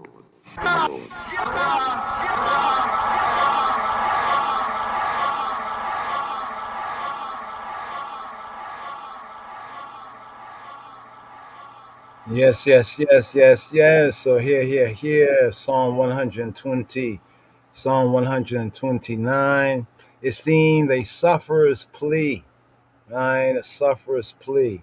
Let's see if we can share some of the Targum on today's daily psalm just to get an overview. It has affinities with Psalm 124, Psalm CXXIV, that probably some say belongs to that period or to such a period as these 400 years. 400 years. So today's daily psalm, according to the Royal Order of the Ethiopian Hebrew Mizmor, Qof Kaf 8.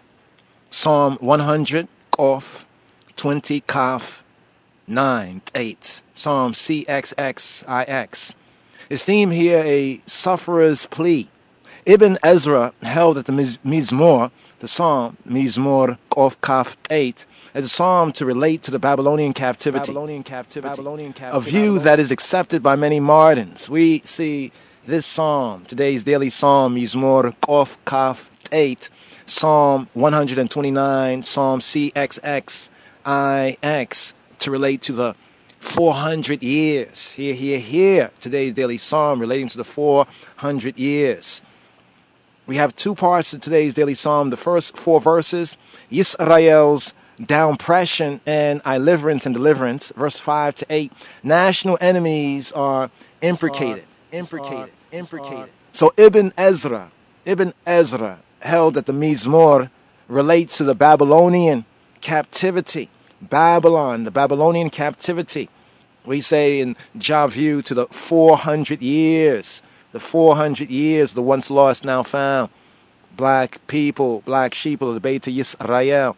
Others connected with the troublous times of Nehemiah. Today's daily psalm is more Qof Kaf 8, Psalm 129. It has affinities with Psalm 124, Psalm CXXIV, that probably some say belongs to that period or to such a period as these 400 years. Osterley, however, argues in favor of a pre-exilic date before the exile and relates that the Mizmor, the psalm, the chant, the intonation, to the attack upon Jerusalem by Sennacherib.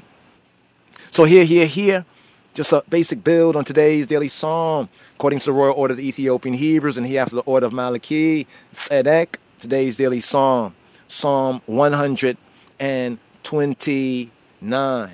Psalm 129. Here. Shir ha-ma'illot, rebata tziraruni mina orai. Yomarna Yisrael, rabata tziraruni mina orai.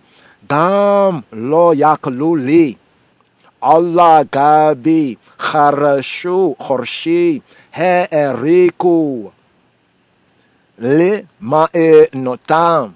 Le ma'enitam. Yo tzadika. Here,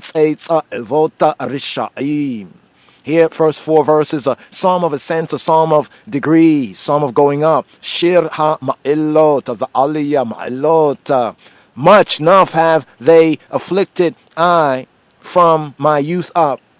May Yisrael now say. Now we have this here in the Sefer Tehillim, the translation to English, the more classic KJV translation of today's daily psalm. Many a time Many a time have they afflicted I from my youth. May Yisrael now say, Rabata tzraruni yamin orai. Yomar na Yisrael. Many a time have they afflicted me, have they afflicted I from my youth, yet they have not prevailed against I. Rabata tzraruni min orai. Gam lo yakloli. The plowers plowed upon my back. They made long their furrows. Al gabiya charshu charshima he'eriku li ma'inotam lemanitam. Many times the plowers plowed upon my back. They made long their furrows. The Dalet verse 4. Verse 4 right here. Yahweh Tzadika Kitzaitza Evota Rishaim.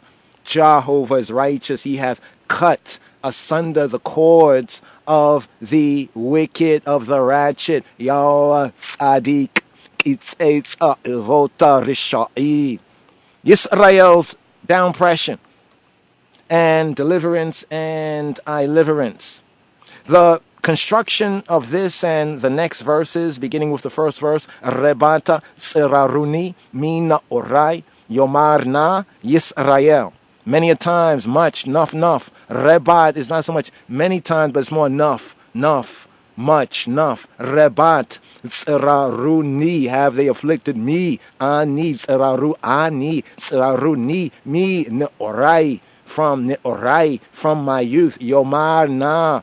Say, Yisrael, may Israel say. The construction of this in the next verses has the same form as the 124th Psalm. The 124th Psalm, first verse.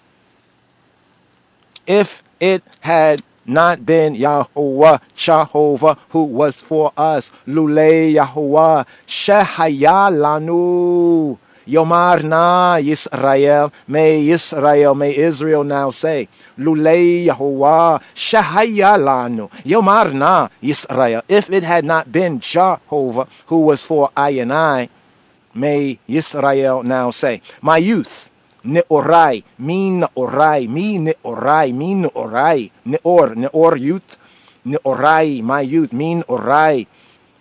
The spent time in bondage here for the Israeli, for the Hebrew and the Israelite, the Mitzrayim, the bondage, even in this spiritual Egypt. So we have the first two verses, Rebata tzaruni minurai, Yomarna Yisrael, Rebata tzaruni minurai, Gam lo yakululi. Nuff, have they afflicted I from I youth up, but they have not prevailed. Gam. Also, Gam, lo yakululi. It's not but there, but it's Gam, like also lo, no, yakulu, to prevail, li. They have not prevailed me or prevailed against I. That's the bait verse here in the Gimel, the third verse. Al gabi, charshu, chorshim, he'eriku. Now the kativ is li ma'it notam. The k'rei is li ma'initam. What it said, li ma'initam. So we have the plowers plowed, the plowers and the back, the plowers and the back, the plowers and the back, plowing, the plowers plowed, all gabi, upon my, all upon gabi, charshu, plowing, chorshi, plowers plowing, making long, he'eriku, making long their furrows. The Katib reads, le ma'inotam. The Kerei, what it said, le ma'anitam. So the plowers, as land is gashed by the plow, so the backs of the Israelites, once lost now found, we, the black Jews of the Lion of the tribe of Judah, and our ancestors, their backs being cut by the whips of their taskmasters, by the whips of the slave masters. Al gabi charshu chorshi he'eriku lema'initam. They made long their furrows, the wheels, the whelps, like extend a long way across the back. evidencing the extreme brutality of the downpressor man, of the taskmasters, the slave masters. Here, the Dalet verse. Yahweh Tzadik Kitzeitza Evota Rishaim. Jehovah is righteous. Yahweh Tzadik. Tzadik is the righteous, is righteous. Yahweh Tzadik Kitzeitza. He hath cut Kitzeitza Evot. Evota Rishaim. He hath cut the cords, the Evot of the Rishaim, of the ratchet, the cords, the Evot. Now the word Evot, not to be confused with Avot, the Evot, the Ein, Evot, the Evot, the cords. The word is employed in Job 39 and 10, for the rope. What is the Evot? The Evot is the rope that harnesses the ox to the plow. The Israelites, the Bnei Yisrael, the sons of Yisrael, under the subjection of the heathen rulers, even in these 400 years, are likened to the ox, yoked for work in the field.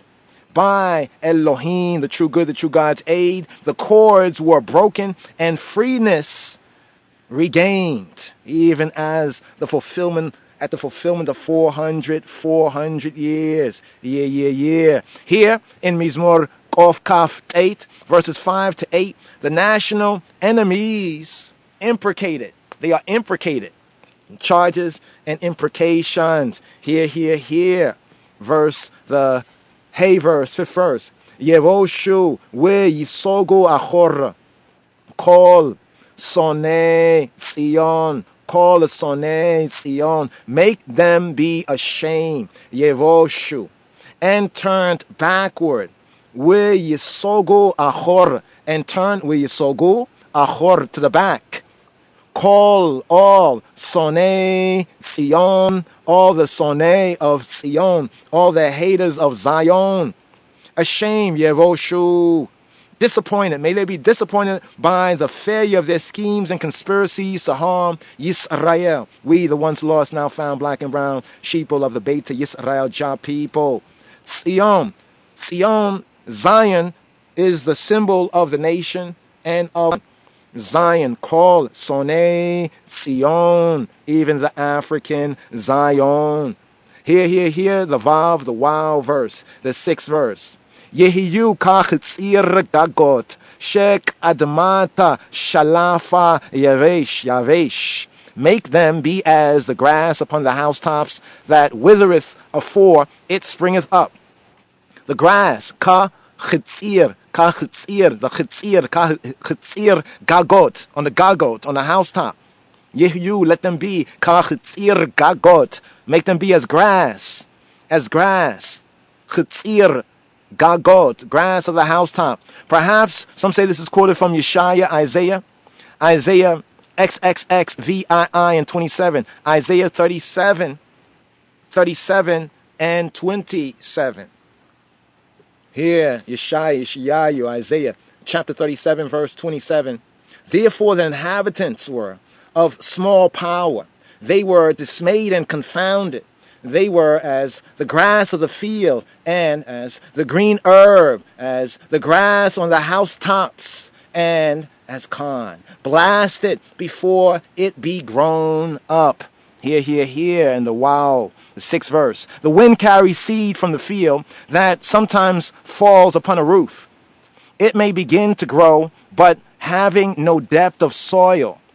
Remember the parables of Robin, the sower sowing the seed, having no depth of soil, quickly shrivels under the sun's heat, that withereth afore it springeth up.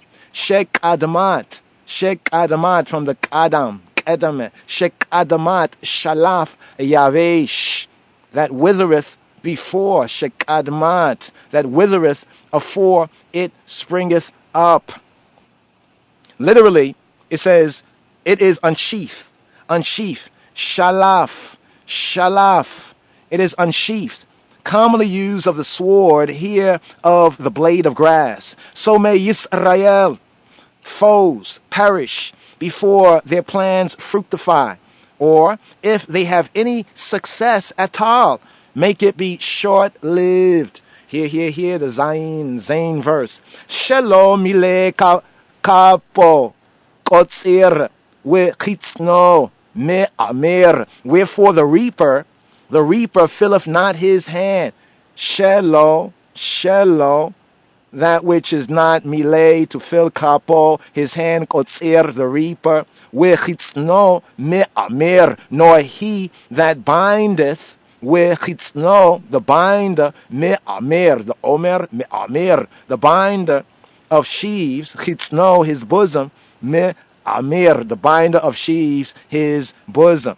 Now here in the Zayn verse, the 7th verse, the representatives and the representations on the monuments, the Mitzrayim, the Kemetic monuments, it show that the reaper used to hold his skith with the right hand, laying hold with his left hand of what was cut, removing it out of the way. Behind him followed a man with a large girdled garment that above the girdle had open folds. Into that the grain or the corn was placed. At intervals the latter was taken to be tied into sheaves,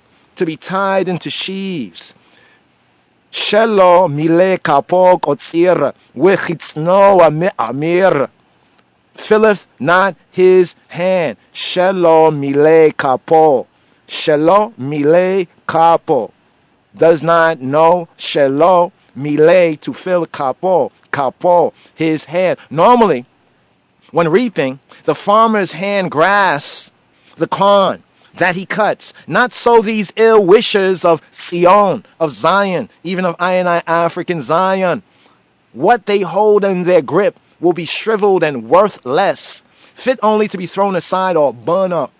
In other words, they will gain nothing, nothing from their schemes and their conspiracies against I and we. His bosom. Where chitzno, his bosom, also is governed by the verb mile, filleth. Shelo mile kapo kotzir wechitzno me'amir. Here, the chet verse, the 8th verse, chet, here, willo amru ha-ovrim birkat Yahweh elekem beraknu etekem b'shem Yahweh. Neither do they that go by say, the birkat, the baraka, the birkat of Yahweh, of Jehovah, elekem, be upon you all, elekem. Beraknu, we, I bless you, etekem, beraknu, we blessing, etekem, you all, b'shem Yahweh, in the Shem, in the Hashem of Jehovah. Neither do they that go by say. We learned from Ruth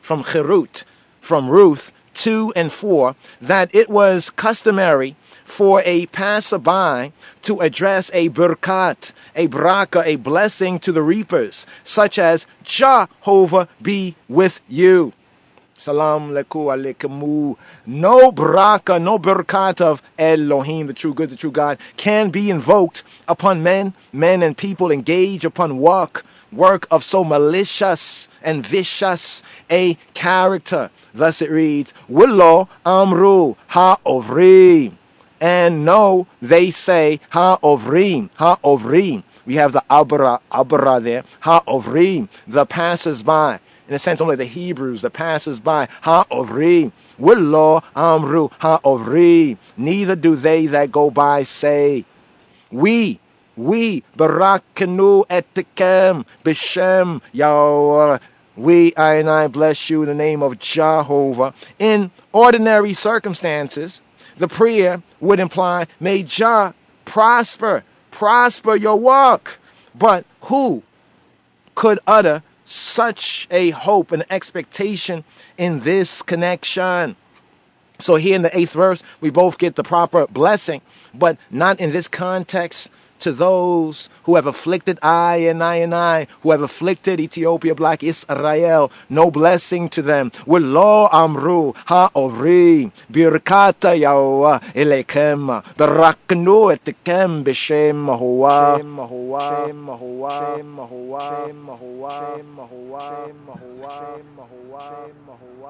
So here. Yes, Chavarim, Talmudim, here. Today's daily psalm, we had 129. There, that verse there is very interesting because it's the harvest time, the harvest time.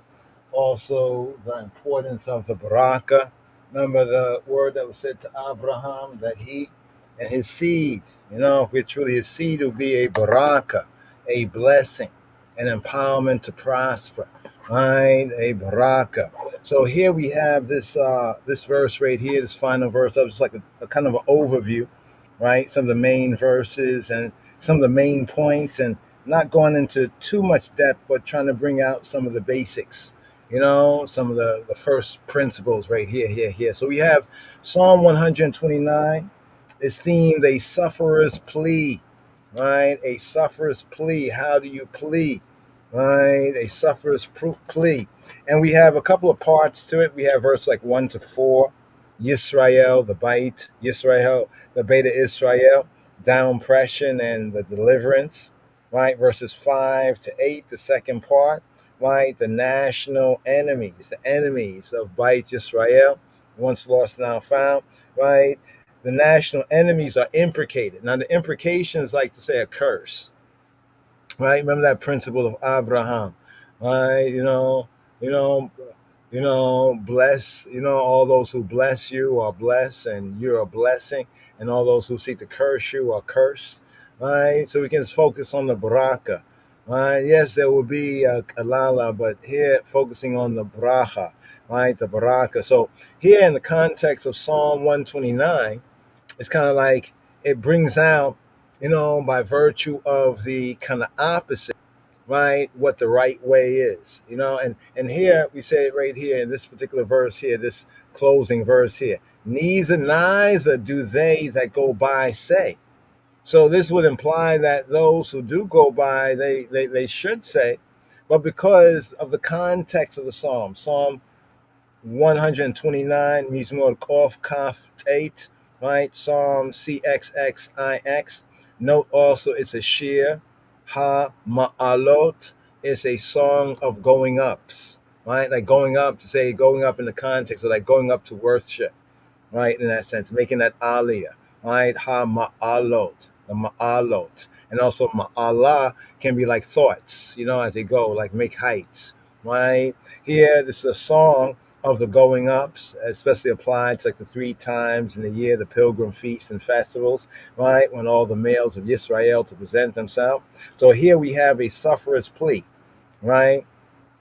And there are those like Ibn Ezra and other scholars from before that held that the Mizmor here, Mizmor Kof Kaf 8, that it relate to the Babylonian captivity. How interesting, right? To the Babylonian captivity, a view that is accepted also among modern scholars, Judaically, Hebraically speaking, that this relates to the Babylonian captivity. So we have like the Babylonian captivity then, and also within the spirit of the Brit Chadasha, even in the latter days. Check, Babylon, come out of her, my people, right? Others out of that matrix and be born again, yeah? So others might connect Psalm 129, a sufferer's plea, connected with the troublous times of Nehemiah, or Nehemiah, right? Nehemiah. And we touched on that in the previous psalm here in the season. There was Psalm 125, so even that part there that you see on the plow was plowed upon my back. You see that? The plow was plowed upon my back. So the application of the psalm, both we can say then, right, and now. Like Hebraically, Judaically, it's referred to as a dual midrash, right? Almost like a dual midrash. Midrash is an ancient Hebrew word also found in the scripture, darasha, midrash, like to study, to seek, right? As we seek, the application of these words, right? We can see, yes, from the study of history and then, right? But we also see like a rhema word now. That's why in the Audible, I think when we recorded that was around 2019, 2020, and you remember all that occurred then. Those of a certain age, others who might hear this, just check out, the pandemic, and all of that. And of course, there's the personal testimonies, but what happened there was very universal, almost like in kind of how Revelation, the Chazon Yochanan, says that yes, it's Yisrael, the Beta Yisrael in the midst, but also the residuals, the collaterals. Like, let's put it like that right there. So here in today's daily psalm, we went through just overview, a basic overview, and also applying this to like the Brit Chadash sense, the renewed covenant sense, of Robbeinu, Adonenu, Yeshua, HaMoshiach, in that context. So the second part of it, and this particular verse here, let's bring this verse on. So because they who have done this, right? Let's apply this here, right? Can we say to they who have done this, so once lost and now found, can we say, right? And what they did to Moshiach, right? Well, what we did, right? But now what they do, right? And then also, if the foundations be destroyed, what do the righteous do? Check, right? Yes. So here, let's get into this verse right here. So this verse, it says, neither do they that go by say, right? Can you imagine? We see what they did right here. And so we're going to go by and we're going to say, oh, the Barakat Yahuwah, be upon them after what they done did. For real? For real? Right? It says, a blessing, right? Bless those who bless you. You know what I'm saying? Curse those who curse you. You see what I'm saying? Or curse be they, actually. We don't even have to curse. But it's the power of the bracha, right? The power of the baraka, right? And this is what this verse here is interesting, because here it's explaining in the context where, that if it was a usual, right, a good situation, then this is what would be said. The blessing of Yahweh up on you, right? Let's break this down into two parts here, from the Hebrew, the Ivrit. V'lo amru. Now, it's interesting because here we have the word, where does it say, right? There goes say. Amar, right? Amar. Remember the part about the plow was plowed, right? The plow was plowed, right? On the back, right? And remember about the sheaves? We're talking about the sheaves. I think it was the verse before, right? Let's go to the verse before, the 7th verse, right? So here, let's get the Ivrit first. Shelo, she shows us right here that this is the later Amharic, more influenced by like Aramaic, right? So if this was older, I said Amharic, Hebrew, right? This is the later Hebrew, right? So this points to the time after the Babylonian captivity, like after that return in the books of Ezra and Nehemiah, right, and Nehemiah. And as this psalm also points to that time period of its composition, right, and its original, we could say, word sound. So in understanding that, we can see how it perfectly applies to the latter days and times. Here it says Shelo. So if it was the older, right, Yehudit, that's called Hebrew, it would be Asher Lo, right? So in the older Hebrew, Asher Lo, it would be Asher Lo, right? But the more Aramaic and kind of like the shortened kind of version, right, it would be the later version, it would be Shelo, right? So She is like those who, they that, right? They that, right? Mile, or he who, in that sense, Mile, Shelo, he who Mile, in the more forcible sense of the root Mala, Male, he filled, he was full, right? Mile, right? He fills, right? Shalom Mile, right? And not he who fills, capo, right? From the kaf, right? His hand. Now here says his hand, and we have to say this here respectfully. This is a false translation. It's not hand. You see what it is? It's really the palm of the hand.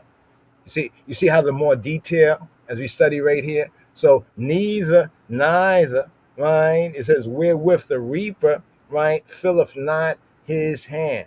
Or in the Hebrew sense, shelo, right, that which not mile kapo fills his hand, the kotzer, right? The kotzer, the kotzer.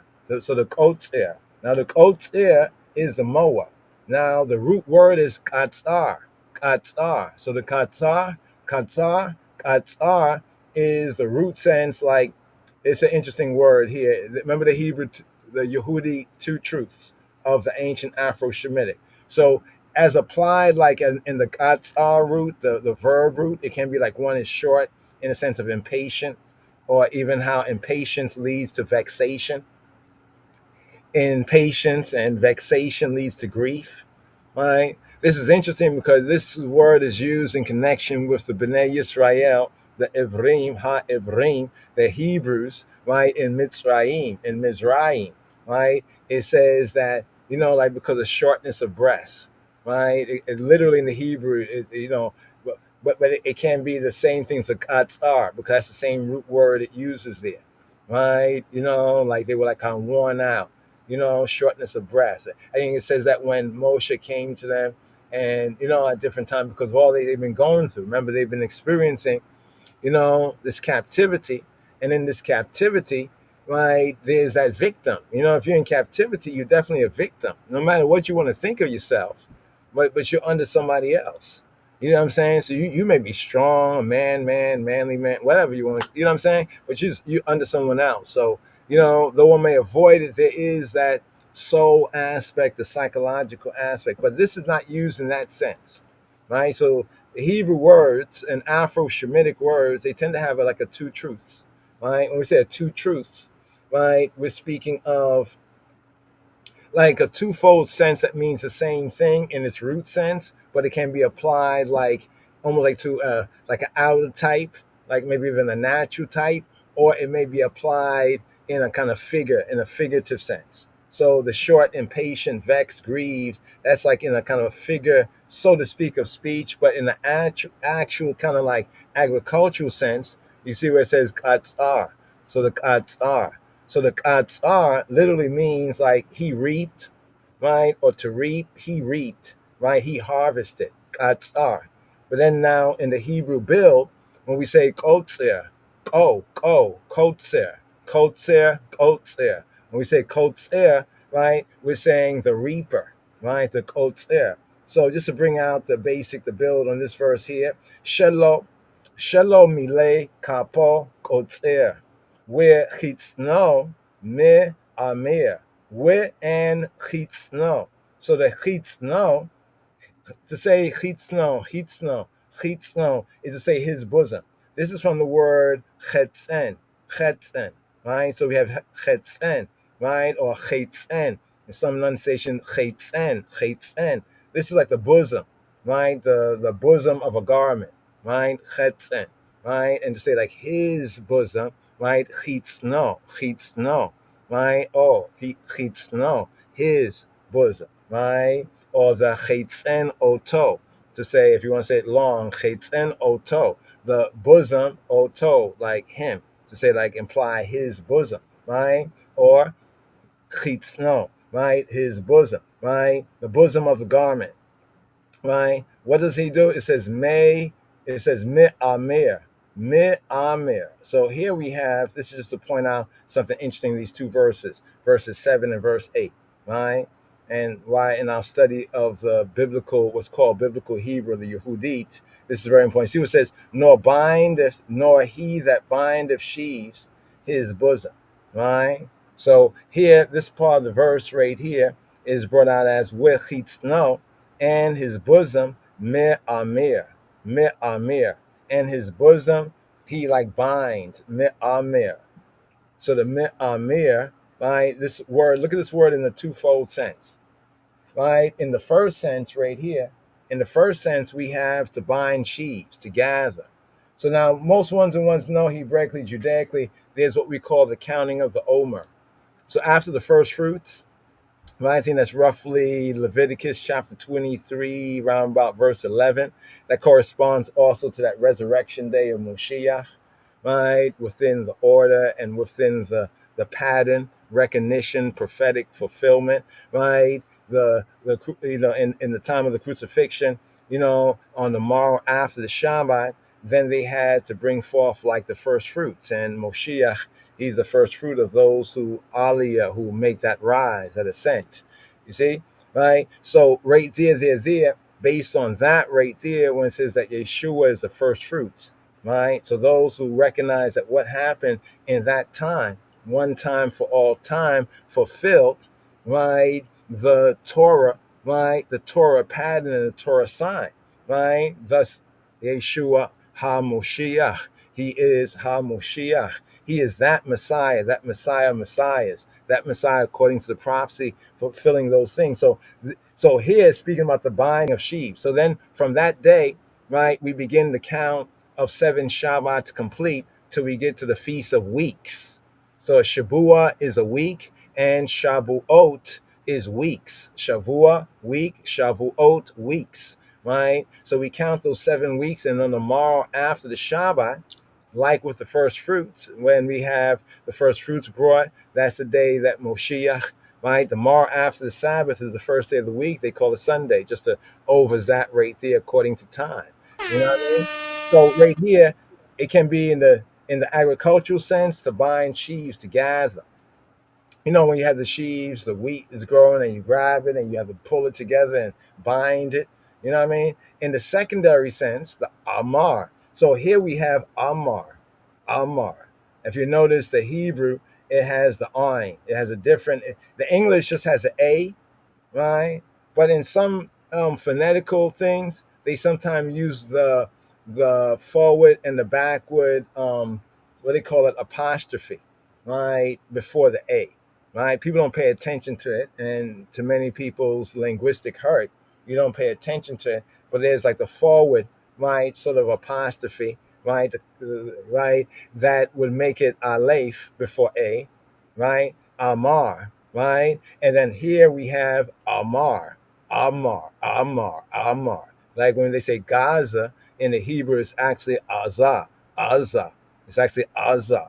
In the Hebrew, Azah, right? In the Afro-Shemitic languages, Azah. But because the sound is so guttural, non-Afro-Shemitic speakers, the best way they can approximate the sound is to add something like a G or GH. Gaza, Gaza, Gaza, Gaza, Gaza, Gaza, Gaza, Gaza, Gaza.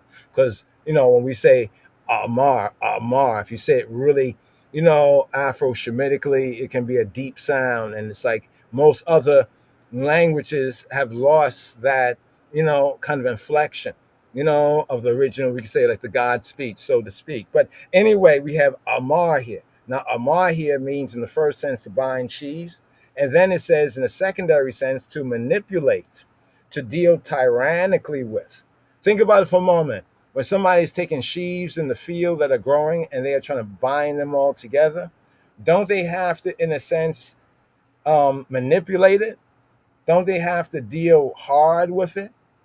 To take those sheaves as they grow, to bind them all together so you can take them to the barn, you know, you can rework them as you need to, right? But in a sense, when this is applied like to people, so we're going to treat people like sheaves of wheat, right? On this level, it can also, in the Heath Pa'el sense, in a more emphatic sense of the Hebrew, the Yehudi build of the linguistic, the language, the Afro-Shemitic language, it can bring out the sense of to treat, right, as a servant or enslaved, treat as a bond person. You handle them roughly, like one would handle like sheaves of wheat and everything when they're binding, binding these things up in the field, right? So in the heat pa'el sense, right? The heat pa'el sense, right? So right here, right? Heat pa'el, right?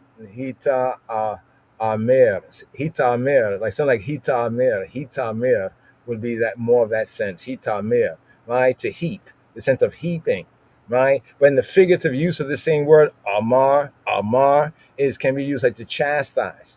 It's as if piling blows, like piling blows on somebody, bang, bang, bang, bang. You know what I'm saying? Like somebody getting like jumped, in a sense. You know what I mean? Yeah, on that level, right? But so you can understand the sense, even when you're trying to pack in those sheaves of wheat and crops, some of them, you know what I mean? It's like you have to use some strength so you can kind of get them in nice bundles. Right? How you think the bundles happen? The sheaves don't do it by themselves. You know what I'm saying? So that's the sense of gathering grain. And in a more infinitive sense is to make merchandise, because the grain, right, and what came in, your income, the income, get what I'm saying here? I'm talking about real world income. Right? That income that even makes other income, right? So think about it with the food products, the food crops, right, and the animal products, right. But here speaking about the sheaves. So the sheaves, of course, later on they will go to market, or they'll get broken down, right, into wheat. Then you have wheat like for flour, the offering and the eating. You know what I'm saying? So you can see the connection there. But my whole point in going here to the Amar is to bring out the hard and soft sounds in the ancient, and the proper Afro-Shemitic enunciation. Here we have Amar, Amar. Right? Now, of course, today we don't expect everybody to really be able to enunciate those sounds easily, but still just to give you a kind of a hear in your ear, right? Because here, some might read this as Amar. They say, oh, this is Amar. Yeah, if you're just reading the English, we get it, right? But really, more correctly, it's Amar, Amar, Amar, Amar, right? Amar, right? Now, why is that important? So you see in this verse right here, this is the word for sheaves, right? Amar, right? And like to bind sheaves, to make sheaves. Let's go to verse 8. Verse 8, right? Verse 8, it says right here in verse 8, where are we at? Okay, here we go right here. In verse 8, Willo Amru. Willo, Velo Amru, Willo Amru. Right? So what is Willo? Velo, modern Hebrew, and not Willo, and not Willo, and not, right? It says Willo, right? Amru. So here's it says, neither do they which go by say. The Hebrew order of words is neither do they say, the go-abayers, the ones who go by. Right? So the Hebrew order of words is different. With lo amru ha obrim. With lo amru ha obrim. With lo amru ha obrim. So I just emphasize the ayin there because that's the abar, like in the Hebrew. Ivri, right? So here, it says, neither do they that go by, or they don't amar. So you see amar here? So if you look at it here and you look at it there, you might say, oh, wow, this is the same word. No, it's similar. It is similar. Even the transliteration points it out that it's similar, right? And the word we just showed you in verse 6 for sheaves, binding sheaves, amar. That was amar, amar. This is amar. This is amar, amar, amar. Light, a, amar. Right? The other is heavy, a, amar, amar, amar, amar, amar. Right? Like we say, omer. So, for example, in Hebrew, omer, right, like the omer, right, a speaker, somebody who speak, why yomer, and he said, right? And then we have the omer is the sheaf of wheat, the omer. So the counting of the omer for those 50 days, right, to get to the feast of weeks, so the harvest, the Chag HaShabuot. You see the connection? So from an English, it might look the same. So this is just a little example of the hard and softs here, looking at the Aleph, right? Soft A, right? To keep it simple, right? Soft A and hard A, right? Between the Amar, right? Willo Amar, and the Ain, the hard A. In fact, we have it in this verse right here. This verse right here. Neither do they which go by say. Let's bring it out in the Hebrew. These three words here, right? These three words right there, right? Willo amru, ha obrim, obrim. It's it's a hard A. That's just how it goes. You know what I mean? Because neglecting that would be like it says in the Brit Chadasha, if a trumpet gives an uncertain sound. Like, how does anybody know what to do? Was that the right blast? Was that it sounded like, no, it sounded like this, and we're all confused whether that was, did he say Amar? Do you mean Amar in that sense? right? Or did he mean Amar, Amar, right? Did he say Amar or Amar, right? Did he say, did he says Omer, Omer, right? Or did he say Omer, right? Which one? You know, confusion can come in, right? And we know that Yahweh Eloheinu is not the author of confusion. That's man and misunderstanding or not studying to shoot himself approved. So right here, this verse here says, Willo amru ha obrim, right? And those who pass by the obrim ha obrim, right? The obrim. So ober, right, is like one who crosses over, like a pedestrian in a sense, right? Ha obrim, right? And come from the same root as when we say Ibrahim, Ibrahim, the Hebrews, the past of Abar, from the same root there, Abar, right? Ha obrim, right? Welo amru ha obrim. Birkat Yahweh. Birkat. So the blessing of Yahweh. This is what they don't say. Right? And why don't they say this? Right? As we mentioned before, learning this from Ruth. Now, Ruth is interesting because Ruth is connected with the harvest season.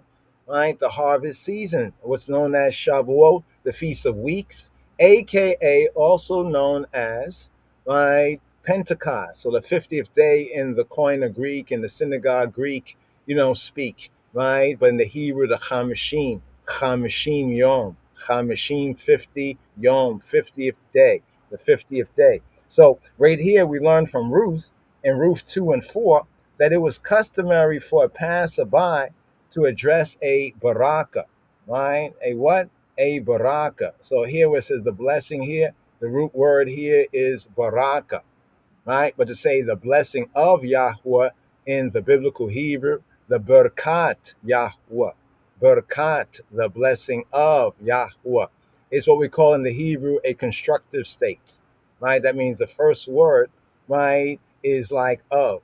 It has sense blessing, baraka, of, berkat Yahweh, right, of he who be who he be. So the root word baraka, baraka, or some might say bracha, right? Baracha. Somebody say baracha, right? Making the kaf a little softer, or just keeping the usual force. Baraka, right? Baraka, right? The baraka, right? Different dialects and accents, yes. So the blessing, the empowerment to prosper, right?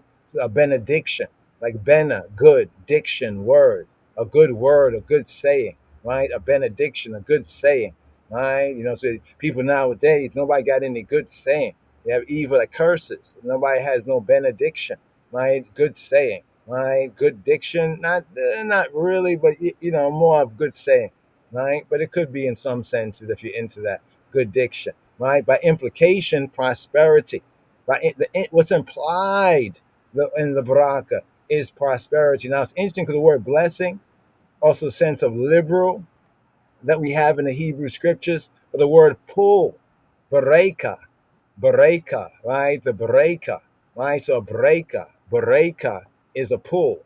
So baraka, bereka. So from the Hebrew, we see that there's a similarity in the word for blessing and pull, right? The bringing together, of waters and life, and that connection there. But in the general sense, it can be a present. Somebody give you a present that really increases you, right? Really prospers you, right? In other words, really blesses you. So from Ruth, concerning this verse right here, right, we learned that it was customary in Ruth chapter 2, verse 4. It was a custom, it was part of the Hebrew roots and culture, right, for a passerby to address a baraka, right, to address a bracha, right, or a baraka, right, to the reapers. So, we're strolling along and we see the reapers out there in the field. The harvest is here, it's coming on, is here, right? And we pass by and we will say something like, Berkat Yahweh, Eleikem, Elei, not Aleikem. See, that's another point right there. If it was Aleikem, it would be up on you all. If it's Eleikem, it is two, Eleikem. It is two kem. Kem mean like you all in the usual construct of you all men, right? Mine Eleiken, right? Elekenna, right? Kenna, right? Is more addressing like a group of women in a sense. But here it says, Berkat, Berkat, Yahweh Eleikem. The blessing of Yahweh be to you all. Right? So the way of saying the blessing of Yahweh be to you all. Berkat Yahweh Eleikem. Berkat Yahweh Eleikem. Right? To you all. So you pass them by, and once that was the Hebrew, you say the righteous, culture. You know what I mean? The roots and the culture. Such as Yahweh be with you. Also, the ones who say Yahweh be with you, right? What I mean? May he be with you, right? Et tekem, Yahweh et tekem. He who be who he be, with you, right? Or with you all, or other ways of bringing that out. But because of the context of what we have here, right? Treating the Israelites as chattel, right? In a sense, right? And what they did to Moshiach, right? And how others also of the Messiah's people can testify to that same treatment, right? Even in a period of time that appears to be 400 years, right? But it says like 400 years that would be, and then is the judgment. Do you think we're in the judgment time now? But no baraka, no what? No baraka, no baraka, right? No blessing, no bracha, right? No barakat Elohim, no blessing of the Almighty, the Creator, can be invoked upon men and people who are engaged upon work of so malicious and evil, right? Evil a character, evil a character, right? And then it goes on right here, just to bring out this last part, just the power of the blessing, right? And this gives us a case in point in what case we would not, right, invoke such a baraka.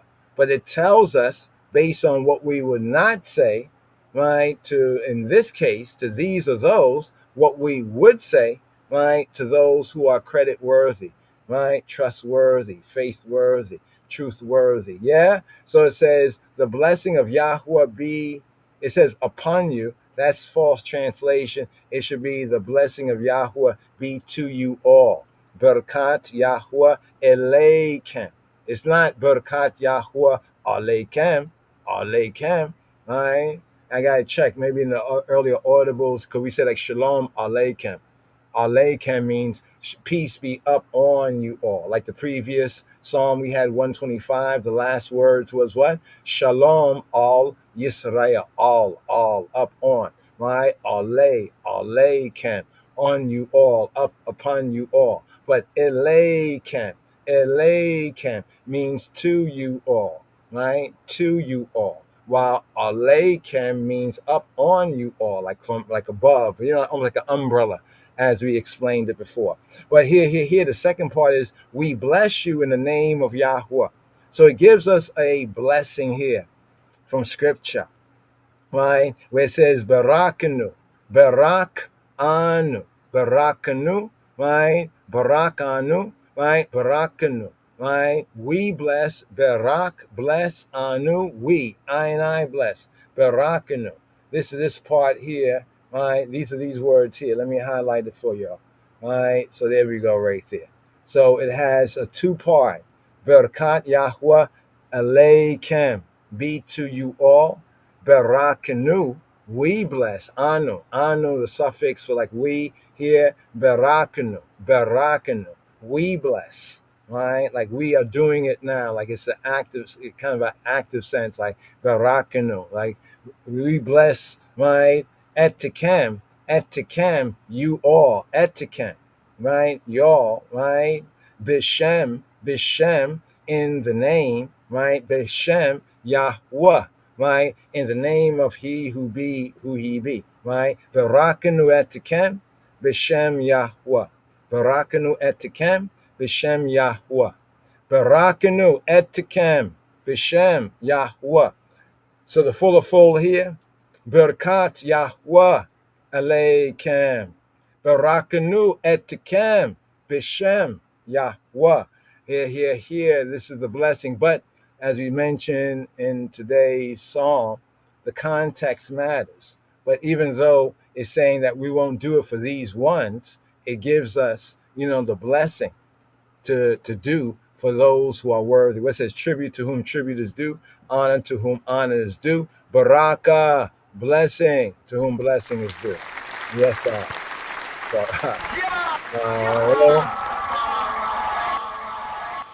So right here, you know, we're going to segue right here. Oh, we want to share this right here. A little Sizzler Kalunji. We use the B-side of this tune, the world tune right here. Let's bring it out like this, and then we'll sum up with like that, right? Rastafari is the Almighty. Ever live and never faithful, ever sure. And peace and make war with the lamb, and the lamb shall overcome them, because he's king of things that have come to the land of tribe of Judah. Yeah, he's the only king of the Sabbath, and the Sabbath is our only future. Hey, yo. And now the people shall know that with Rastafari they shall no longer suffer.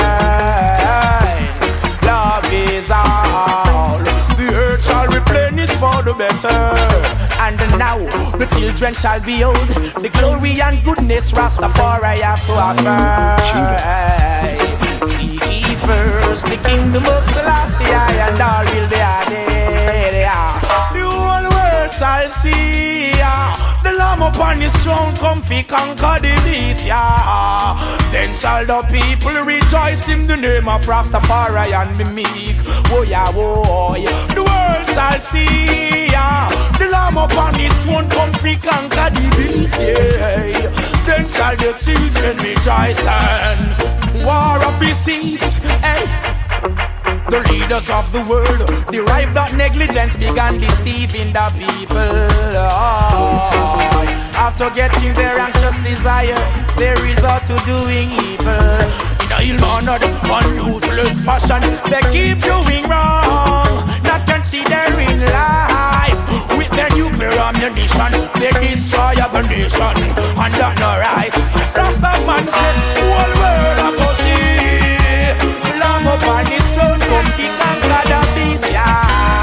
Then shall the people rejoice in the name of King Selassie and be me.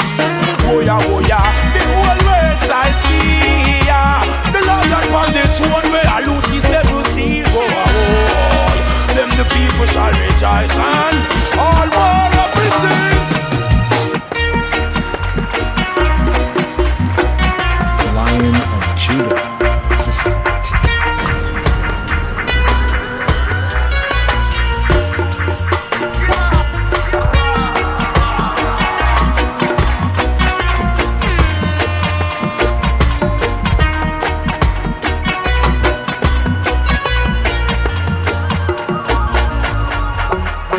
Them never know. Say a King Selassie rule the heart and the soul. Come listen words.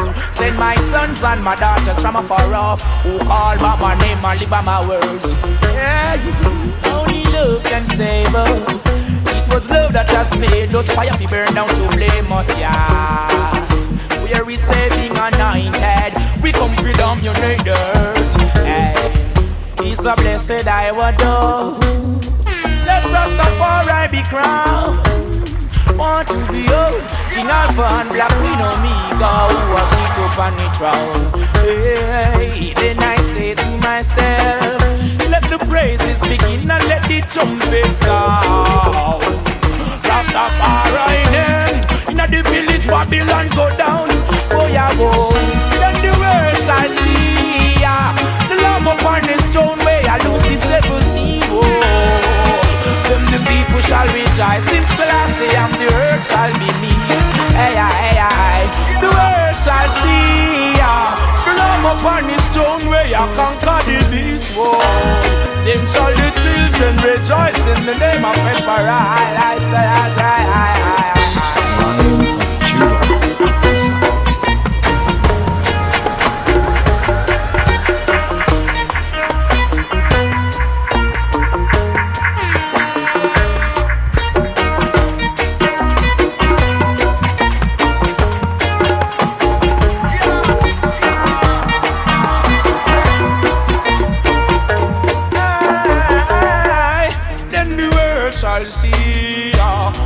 upon his throne may comfy conquer the beast, yeah. Then shall the people rejoice in the name of Rastafari and be meek. Aye, aye, the world shall see the Lamb upon Lion his of throne. Judah. society.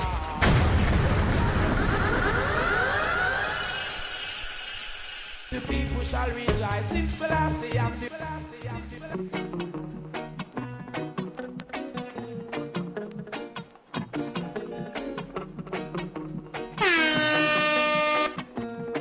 Psalm 129.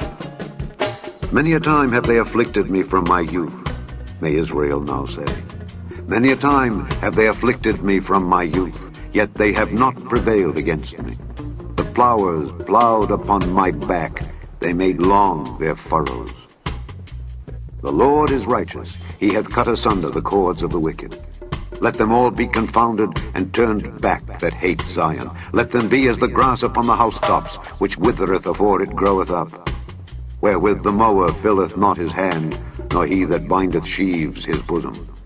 Neither do they which go by say, the blessing of the Lord be upon you. We bless you in the name of the Lord.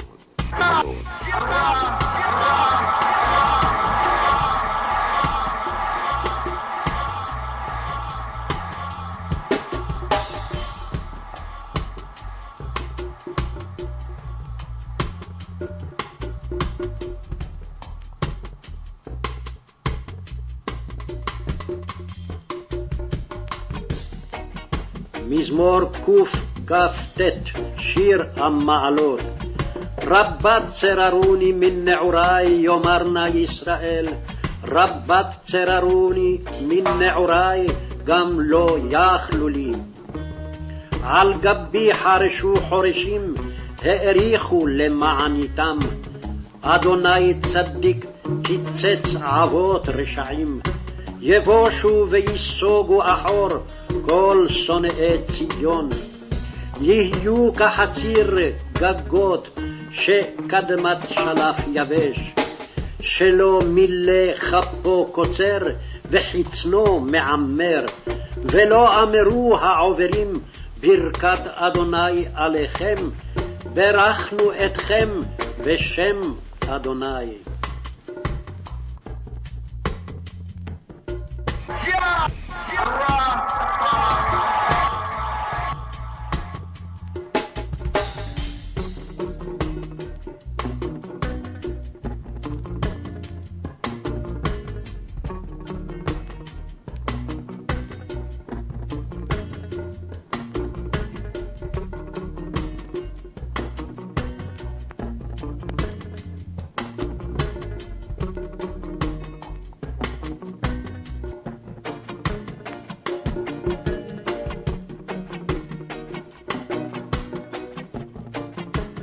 Lion of Judah Society.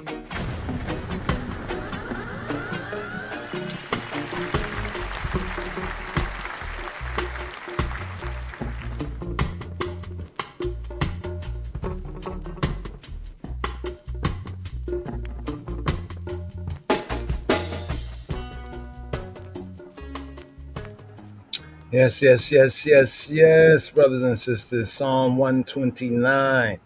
Psalm 129, a sufferer's plea, both then and now. But what we learn about the baraka, the blessing right there, beautiful word right there, sealing up right here with the psalm right here, Barakat Yahweh Aleikem, Barakanu Etikem Bishem Yahweh. The blessing of he who be to you all. Eleikem, Barakat Yahweh Eleikem, Barakanu, Barak Anu, we Anu, Barakanu, right? We bless, empowered to prosper, Etikem, all of yous, all of y'all. Barakanu Etikem, Bishem, in the Shem, in the name of Yahweh, in the name of he who be. So right here, yes, God. Rastafari. So right here, we have this Torah reading and feeding. You know, the fourth day here, we talk about the 2 evenings, between the 2 evenings. And there's more in this psalm right here, but we've been on it for a moment. Been on the grind on this psalm right here. Hopefully some of the basics, 8 verses here. Beautiful psalm right here. Also connects with the times of Nehemiah, right, in its origination, but there's a kind of prophetic and a right now application. You know what I mean? Even for this time, right? Because even when it's over the 400 years, it didn't say that. It says 400 years it shall go on, right? But then it says, and also that nation whom they shall serve will I judge.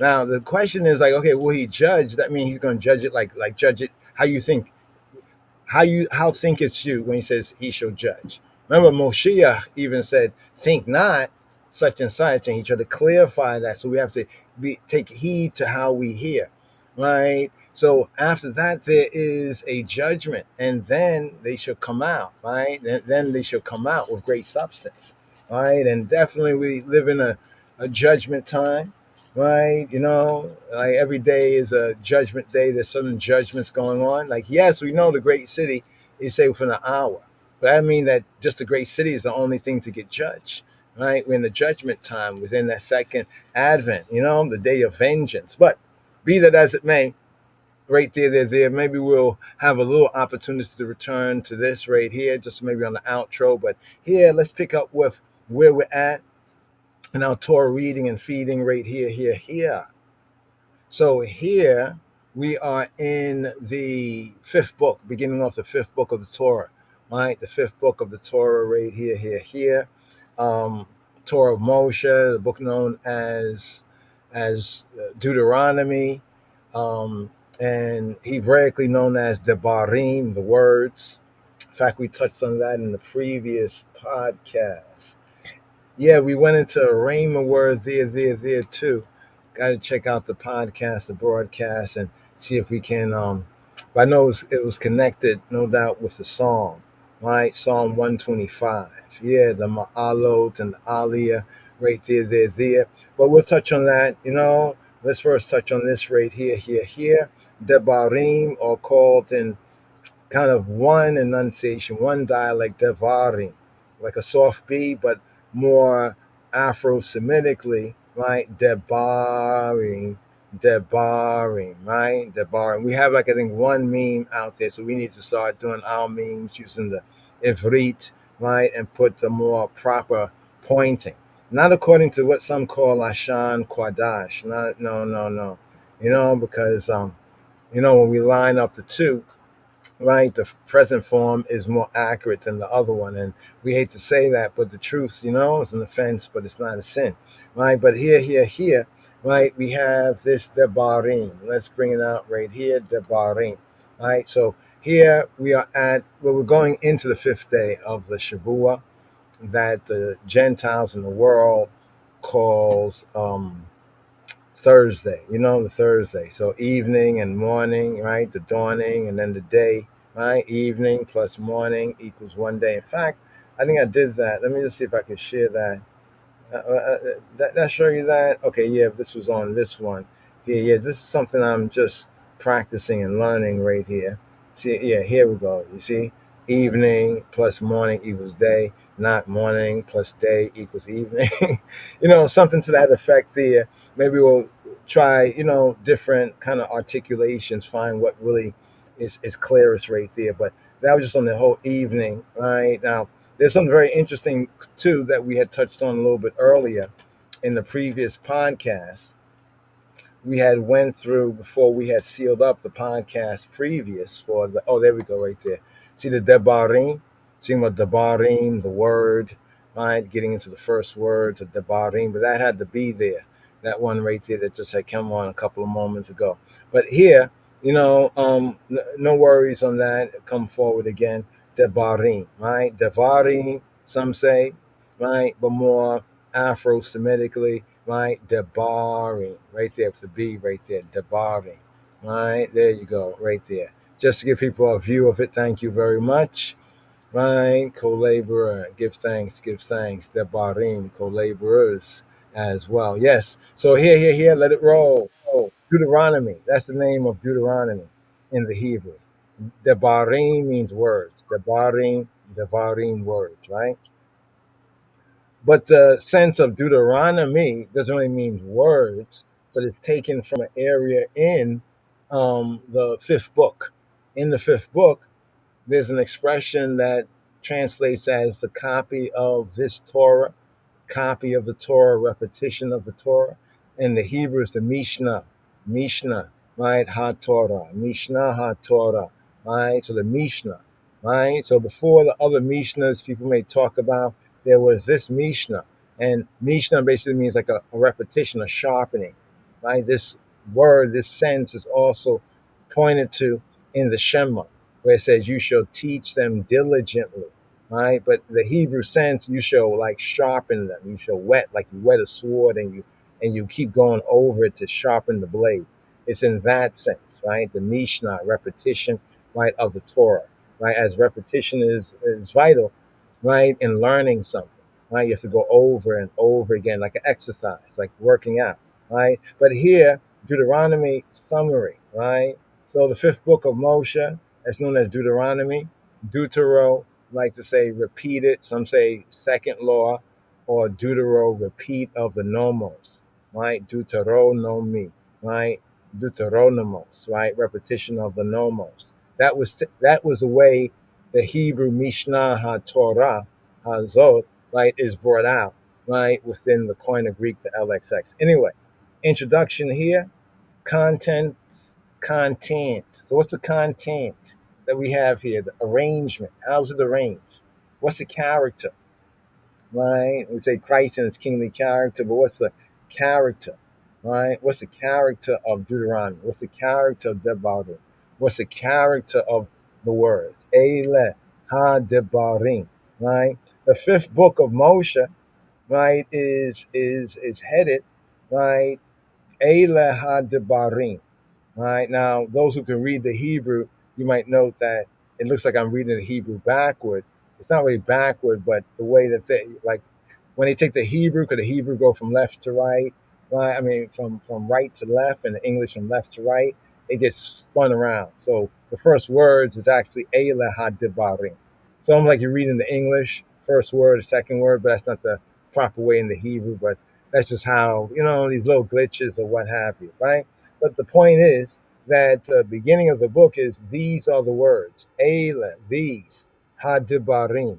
These are the words, the matters, the business, right? To say like the words, the matters, the business, right? But also chiefly it points to the words of the covenant, right? The Divrei HaBrit. The Brit is the covenant, Brit. And this being with the 10 words, right? And here in Deuteronomy, we get a repetition, as it were, of the law. And it's interesting to look at the 10 words, some of the 10 words, falsely called the 10 commandments. I think we went through that. Yeah, right? Falsely called the 10 commandments. So right here is breaking down or briefly as Devarim. So here, this book from a Hebraic perspective is known as, that's it, the unpointed Devarim, right? In the Hebrew Bibles, from the opening words of the book, right? And what's the opening words of the book? The opening words of the book, right? The fifth book, Deuteronomy, in the Hebrew is Eile, right? Eile ha-debarim, right? Eile, these, ha-debarim, the words, right? And it's called, right here, this is the next thing that we just mentioned, the Mishnah ha-Torah, right? Mishnah ha-Torah, or repetition, legis, like in the Latin. I can remember things went from the Hebrew into the Koine Greek, and then from the Greek into the Latin. We have to always that, right? Repetition, legis, right? So in the Latin, say repetition, legis, or merely Mishnah, right? By the Hellenistic Yehudim, Ha-Yehudim, the Hellenistic Jews, or the really, when we look at the Hellenistic ones, those are really a lot of the ones even during the apocryphal books. Remember Maccabees and all that, right? But of course, there were many that took it too far, right? And some of the rabbins, the Rebbanim in the Hebrew, the rabbins, like the scholars of Torah, that later on will be called like rabbis, right? With special reference to its content, right? As described in Deuteronomy 17:18. So here, is where it actually gives us what we were kind of pointing to, right? Let's get the English here, right? KJV, it says, and it shall be when he sitteth upon the throne. What's going on here? This is when Israel shall have a king. Right? When Israel would have a king, this is the Torah. This is the direction, instruction, right, of what that king will do, right, as well as giving the prescription for the king, right, and of course certain limitations, right. And it shall be when he sitteth, when he do what? When he sitteth upon the throne of his kingdom, right? So the context, when you get to the top of the section in Deuteronomy chapter 17, you'll see what the context is. Is as we told you, basically that this is when Israel shall have kings. So from the time that this was given, it would almost be, right, how many hundreds of years? Right, let's see, 12. It would almost be 200 to 300 years, right, roughly 200 to 300 years, right, before they had their first king. Of course, Solomon builds his temple roughly like 400 something years after, right, the wilderness experience, right. That's how we can kind of, line up time, you know, based on, sorry about that right there, based on the narrative. So here it says this right here. Hold on, right? That it shall be, so it shall come to pass, right? This is how important this particular fifth book is. And yes, we had alluded in the previous that, yeah, there's a lot of kind of like theories out there on this and that. And we kind of bust some of that down in the previous podcast, but here to bust down some more, right, and build up, right? And it shall be so when Israel decides, we need to have a king because all around us is people who got kings, right? And this is what led to King Saul, right? This is actually what led up to King Saul. And after King Saul, we get King David. And after David, we get the Ben David, we get Shlomo, right? We get Solomon after, right? But beginning off, instructions hundreds of years before was given, right, as to what would be the Torah. What is the direction, instruction, peculiar direction, instruction concerning kings? And it says here, and it shall be when he sitteth upon the throne of his kingdom, that he shall write him a copy of this law, right, in a book, a copy of this Torah in a book. Now, that's why on our previous podcast in this Shavua, right, the spirit of truth and the Isla Irit led me to go into them Hark versions, right, and them Hark Bible, His Majesty, the elect of God, the anointed King on the throne of David, his Mekdem, right, the forward, the preface, right, and we spend some time, right, there, and I think it's very edifying, and we hope that some of the co-laboring Chabarim, we can get to some chop and edit work, because there's a full, but there's some sections there that are edifying, you know what I mean? Recognizing, sometimes little shorts or, small segments, and just point ones to the full for the more the fullness. But here it says that he shall write him a copy. A what? A copy. This is where the word Mishnah comes in, a copy. Well, let's show you this right here. Right, we can show you a copy. You see Mishnah, right? We have Mishnah, right? A copy, a double, a copy, or second, or the sense of repetition. So when we say Mishnah HaTorah, right? The double Torah, the copy of the Torah, the second. Yeah, but more in the sense of like a repetition, right? The repetition of the Torah. Remember that we were speaking on this Devarim, Deuteronomy, and emphasizing there's the whole wilderness experience of this generation of Israelites forefathers. Remember, the generation that was able to go in, they did not have the same captivity, and therefore they didn't have the same victimization mentality. They didn't have that same, in captivity, right? Even the strongest ones, some things might be challenging to work out. I mean, think about it. We have Caleb and Yehoshua. They survived because, speaking of Caleb, he had a different ruach, right? He had a different spirit, right, than the others, you know what I mean? So he was able to run through that fire, so to speak, you know what I'm saying? And Yahweh commends, he commends that. He calls him out by name, right? He's expressed, by his name, by Yahweh, right? So here in the sense of the Mishnah is like a copy, and in a sense it can be a copy, but then we get to the root sense of the word as it's used elsewhere, Shana is to do, to repeat again, right? Like in study, Mishnah, right? To study, Mishnah, to duplicate, right? To study, right? So this word here is a very interesting word, right? According to the way, the truth, and the life, as Moshe says, that ye worship that which you know not, like others, but we are to, know what we worship for, what I mean, for salvation of Ha Yehudim. So the Yehudi, they understood this, right? The Judahites, right? Before even Moshe, Yeshua was born, there's a few that still, hey, that's interesting. Another way that Yeshua is like to Moshe. Just something that came to mind. Some might have already thought about it, but notice that in Moshe here, like 40 years later, the whole generation, the warriors, them dead up, them gone.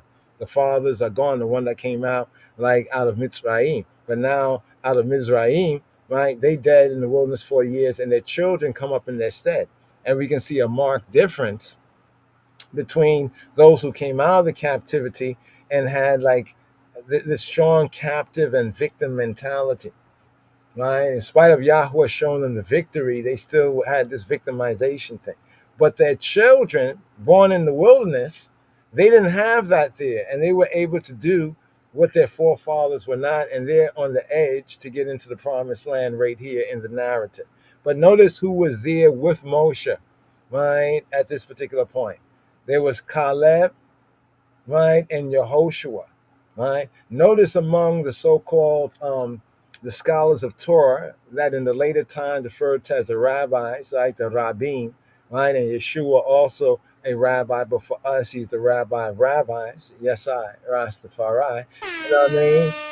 That notice that most of them were against Moshiach, right? It's almost like many of them that were against Moshe. You see, right? But yet there were two that we can point to in the scripture. There was Joseph. Well, first there was Nicodemus in the order of the scripts. There was Nicodemus, right? Nicodemus. When Yeshua said to him, and you being a like Rabban, you being like a rabbi, like a great man, a scholar of Torah, you don't know these things, right? But he was one of the good, you could say, Pharisees, right? The good rabbis. And then you had the other one, right? Joseph of Arimathea, right? They got the habeas corpus and put Moshiach in his own sepulcher, right? You know what I'm saying? And that's where everything else manifested from there, right? And then there's some stories that he might have sailed to Britannia, right? To Britain. These places were known in early centuries time, the tin place they got tin from. But anyway, that's a whole other line of reasonment there, right? But here, notice what it says right here. It says that he shall write him a copy of this law. So it's a Mishnah HaTorah Hazot. Mishnah, copy or repetition, HaTorah, the Torah Hazot.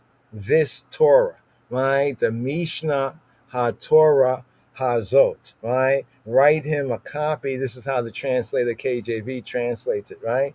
In a book, right? Out of, right? Before the priests, the Levites. So before the priests, who are the Levites, or the Levites who are the priests, right? Go to them. So we can tell here that they would be the custodians of the writing. So we see in the narrative, Moshe writes various things, right? Some things are put in the side of the ark and all of that, right? As we'll see later on when we come to Brit Chadasha, what it is that Yeshua actually did fulfill. You know what I'm saying? According to the scripture, according to the writ, according as it is written, according to what is written. So right here, we have those two good Pharisees, right? Think about it for a moment. Isn't it interesting? We had Nicodemus, right? And we had Joseph of Arimathea. With Moshe, this is another sign where Yeshua is likened to that Moshe, right? Even greater. Hebrews break it down there. You know what I mean? He's faithful. He was faithful in all his house. You know what I mean? But the person whose house it is, you know what I'm saying? Whose house is it? Right? So we have that there with Joshua and Caleb. Right? Joshua, although one might say there's no significant role that we find overtly written in the new covenant sense, remember what they stood for right there. You know what I mean? That was a powerful testimony. You know what I mean? Even when Nicodemus said, "Yo, what's going on here? We don't have no trial at nighttime. In the nighttime, why are we having a trial at night?"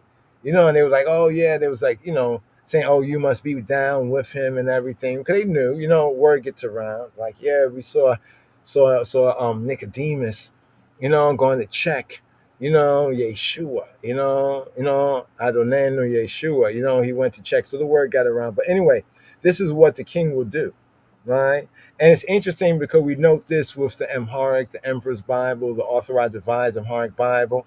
We liken it to the King James Version in one respect, that when we look at all the kings that made any, let's say, Israelitish claims or any Judahitish claims, you know what I mean? As we have with these two particular kings, that they're the only two kings that we have that authorize for and like official translation, right, of the ancient scriptures for the edification, the spiritual edification of their people, right? This is something that we know. You know what I mean? You know what I mean? Right? So King James in 1611, and then the King of Kings, Imam Haile Selassie, the elect of God, right? This man was born there with Ethiopia. We have that, right, in 1961. And, 1611, 1 and 1961, 6-1. You can go there, right? But just don't point that out. But this is what it said that each king would do, that when they would have a king, that this is what their king would do. Right. So on this level, we see that only modern kings that had any, um, Davidic, Israelite, or Davidic claims, right, as the high and mighty prince, right, Yaakov, James is Jacob, Yaakov, right, and the conquering line of the tribe of Judah, that we see that one thing they fulfilled according to Torah, right, is this here. Right, this right here, yeah, this is to recognize, right? Another interesting study is see how many good kings of Israel there were and how many good kings of Judah there were. It's just interesting, you know what I'm saying? And I'm saying good because of Yahweh's his criterion, not I criterion, in his eye, right? Not our eyes. But here. So this part is kind of pointed to, right? And then it goes into a little more notes, right? We can get into some of these right here. But because of the time, right, that we have spent already, in this podcast, to keep it kind of tight and right here, go into the Aliyah for the, the Aliyah for the fourth day, right, and the fifth day together. The fourth was like kind of short, but here, the book of Deuteronomy contains not so much a recapitulation of things commanded and done as related in Exodus, Leviticus, and Numbers, but it's a compendium. It's like a compilation, and it's a summary, right? Going over it again, right? Mishnah HaTorah Hazot, right? Of the whole law, the whole Torah, and the wisdom. Here's the key thing: the wisdom, the Chokmah, right? To the Hebrew Sophia, the wisdom of Amo Yisrael. It says in Deuteronomy, it says, "This is our wisdom, right? In the sight of all nations." All right, so we have to say, once lost, now found. In the sight of all nations, do we seem like a wise people? It's a question, right? Or does it seem like we have become, or we seem like a foolish people, right? Notice, what is our wisdom, right? When we talk about the greats of the bygone days, right? Our ancestors, the works of our ancestors from 1865 before, and even especially after 1865. You know what I'm saying? And we look at their great works. We see there was some commonality. I'm not saying that they were, quote, religious, right? But one thing that many of them were, right, was they sought to be really just, right? Really just and righteous. And what is that? Calling a spade, right? You know what I'm saying? So a compendium here in the Torah, right, and a summary of the whole Torah and the wisdom of Amo Yisrael, wherein those things that related to the priests and Levites are omitted. You see how that goes right there? Right? Something that pertain to the priests and the Levites here in this book, right, are omitted. Right? Only, right, and only such things, right, included as the people generally were required to know. That's what we have here in this book. Right?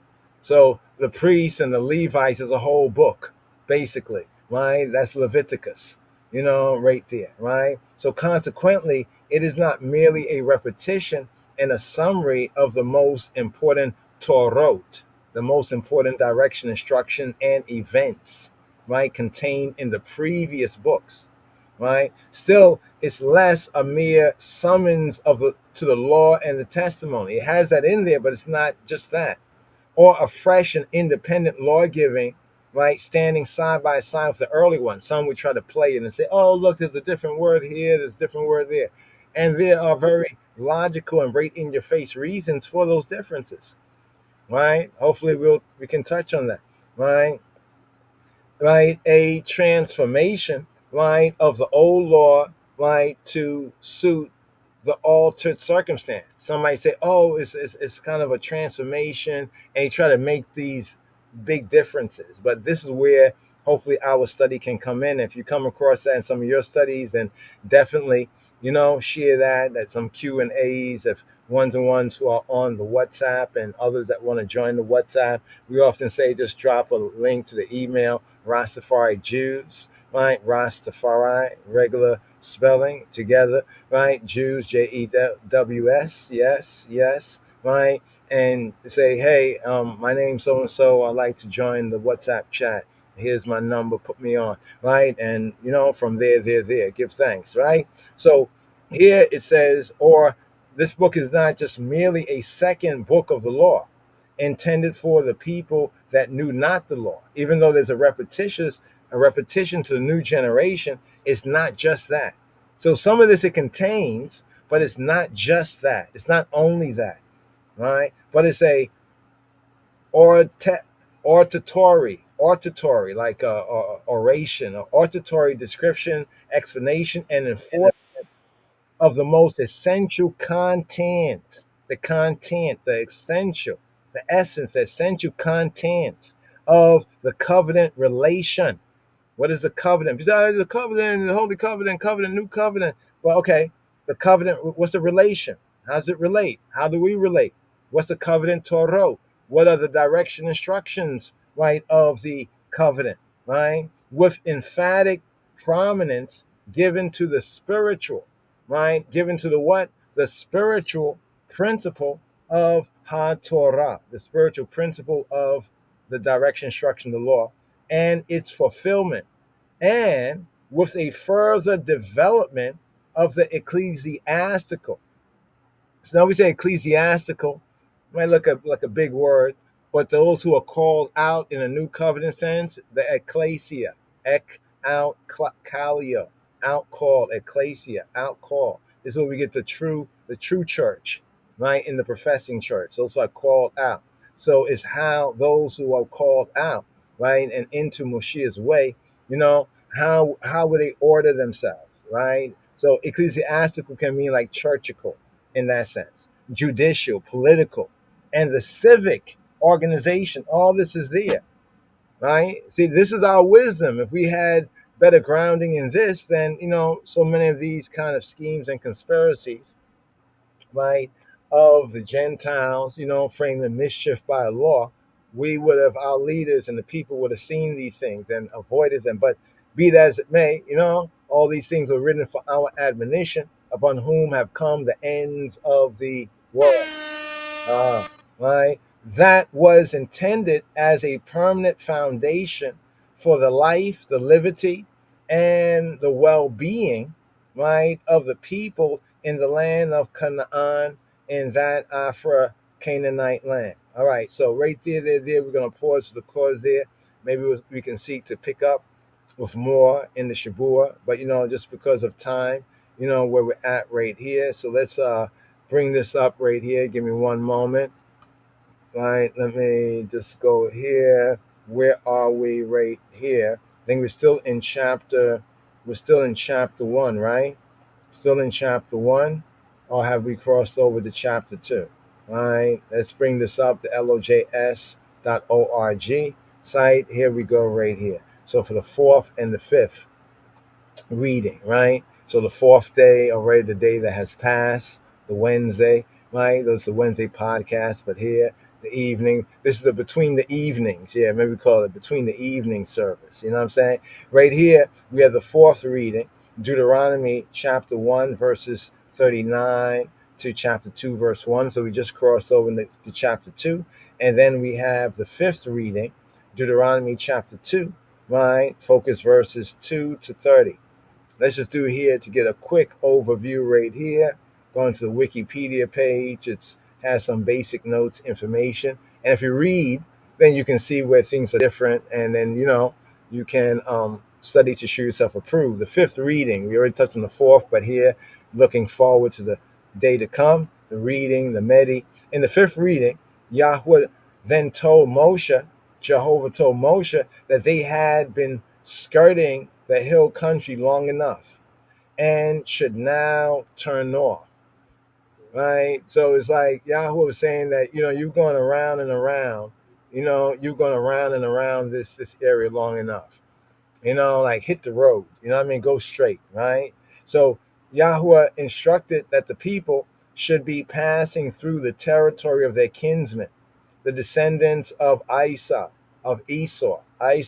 right, in Seir or Seir, right, in Seir, right, in Har Seir and Mount Seir, and that the Bnei Yisrael, the sons of Israel, should be very careful not to provoke them, and should purchase what food and water they ate and drank. For Yahweh, for Elohim, would not give the Bnei Yisrael any of their land. Right? So we see this right here, that Yahweh, right, even told the Israelites, listen, your brethren, Esau, there's Esau. Now notice at this point, Esau was already established in his land. You see that? Brother Esau's already established in his land. He had his country and everything. Remember, he refused for Israel to pass through. Right? He refused, right? But then Yahweh says, well, don't provoke him. Don't provoke Esau, right? Don't provoke Esau, right? And purchase whatever food or water you ate or drank. So I guess, water, people were paying for water, right? Look at that. So people never had to pay for water. Be careful when you say never, never, right? If you have not studied and found it ever, ever, right? Right? But Yahweh says this. He says that he would not give the Israelites, right, any of the land of Esau, right?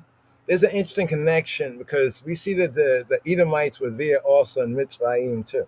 Right? I'm not talking about the white Edomites as some of the ones who say. I'm talking about the more melanated ones. Check. But anyway, so the Israelites moved on, right, away from the descendants of Esau, right. And see, this that happens here is a big part that you see in the prophecy later on, right. What happens here, right, and even previous to when they ask Esau, let us go through your land. Moshe is giving them a recount, a kind of summary, right here, right. So the Israelites moved on. Lord, got to keep on moving, right, away from the descendants of Esau, right, and march on in the direction of the wilderness of Moab. But here's the interesting thing, that in the latter days, when there's truly that generation, it's going to be different, right? I think was it Malachi, or was it in Obadiah? I think it's Obadiah and some of the prophets that says how the children of Israel will go up, right, and take those mountains. Right, so understand, kind of, we'll get into more details. Don't want to be too brief here, right, on that right there, right. But here they move away. They go their kind of separate ways. But then in the prophecy, right, there is exactly what we have even today. amongst those who say they are Israelites or those who say they are Jews.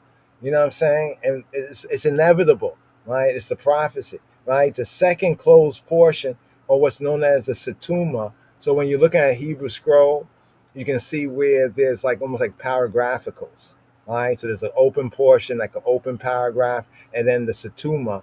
Setuma is like the closed portion. So it ends in the middle of Deuteronomy chapter 2, verse 8, when we get into the, which aliyah is it? The fifth aliyah. So Elohim told Moshe not to harass or provoke the Moabites, even after what the Moabites had did, in the previous in Numbers, right? For Elohim would not give the Bnei Yisrael, the sons of Israel, any of their land. So look at that too. Right? Even though we know that the Moabites, they hired Balaam to curse, but then that curse turned into a bracha, a blessing, right? So notice we don't get any of Esau's land. We don't get none of the Moabite land. They are related, yes, right? They are related, but we can almost say, so what? Right? I mean, yeah, they're related because people they think of their Western Gentile view. Oh, they're related, all family. Yeah, but look at the hypocrisy. Sometimes people don't get along with their families, and sometimes for good and righteous reasons, right? Right? Would not give the Bnei Yisrael any of their land, having assigned it as a possession to the descendants of Lot.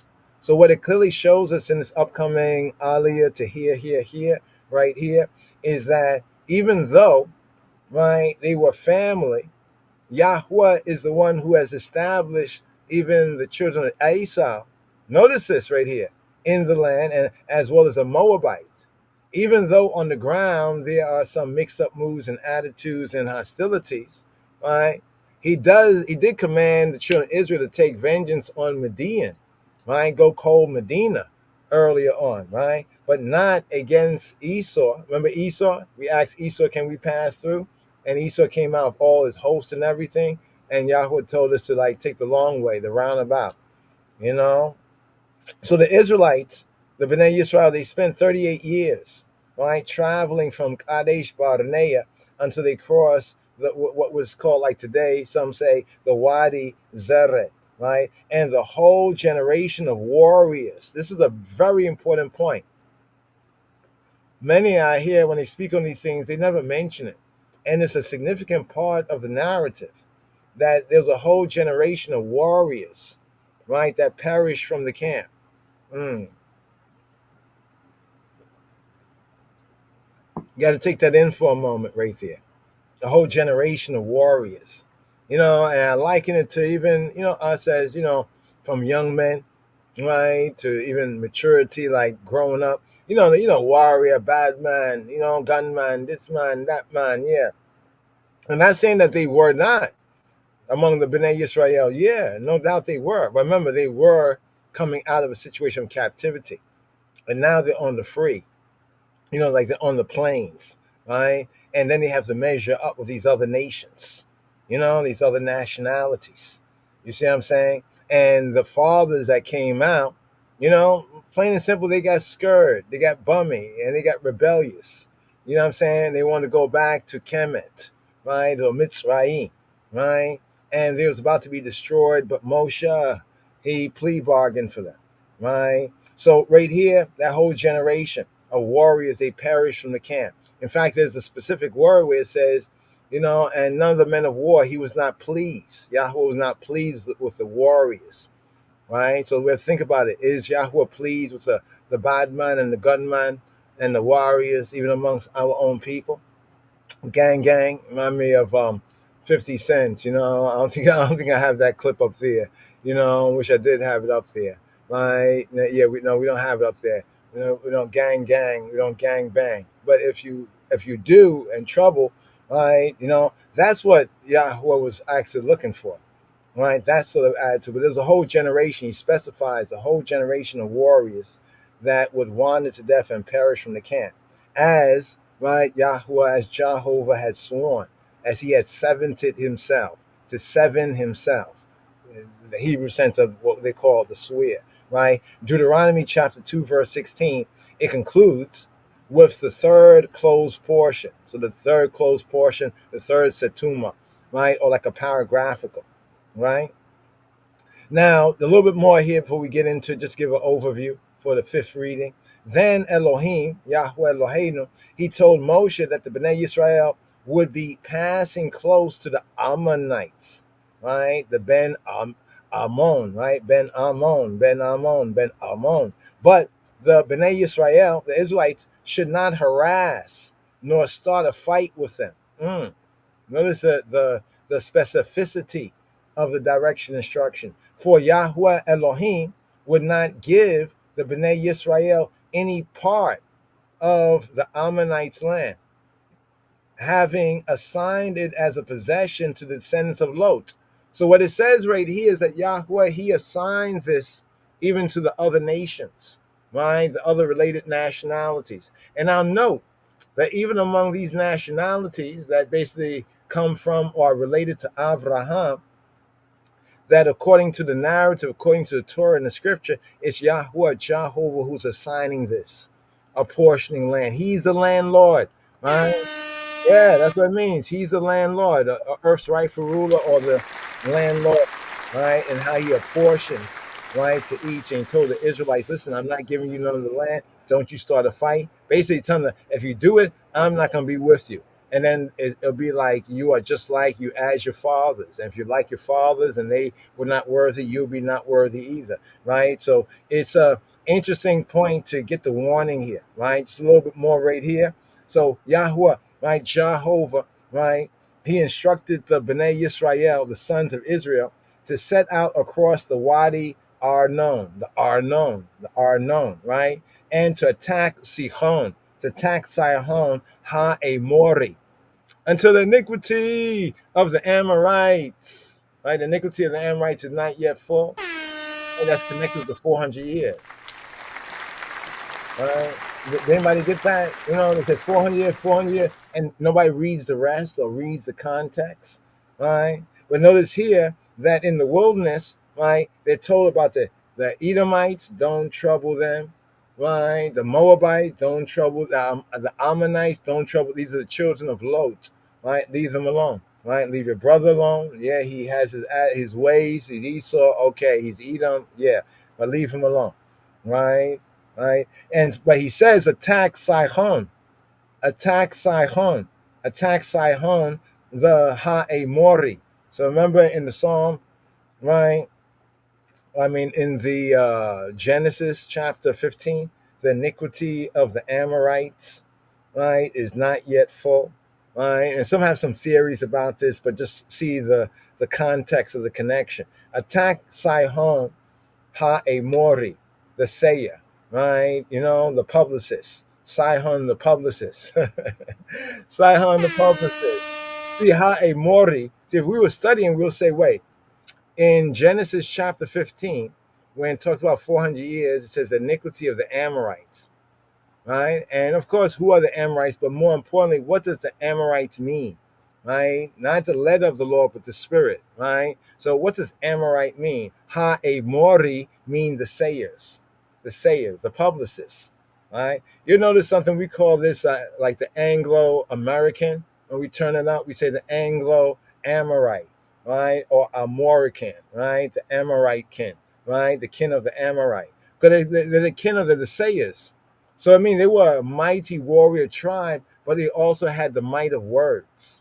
They had the might of words to say. They're the sayers. So the iniquity of the sayers. You know what I'm saying? Make America great again. USA, US, you know, in that sense of whatever they want to say. Right? Because we know that Yahweh Eloheinu, he has the final say. Right? So Yahweh, he instructs the Israelites, right, the Bnei Yisrael, to attack Sihon the Amorite, king of Heshbon, right, and to occupy his land. Occupation? Can the landlord tell, right, potential tenants where to occupy? Is that in the right of a landlord, right, to say that this tenant, right, can occupy this land, drive out these tenants, and you can occupy in their stead?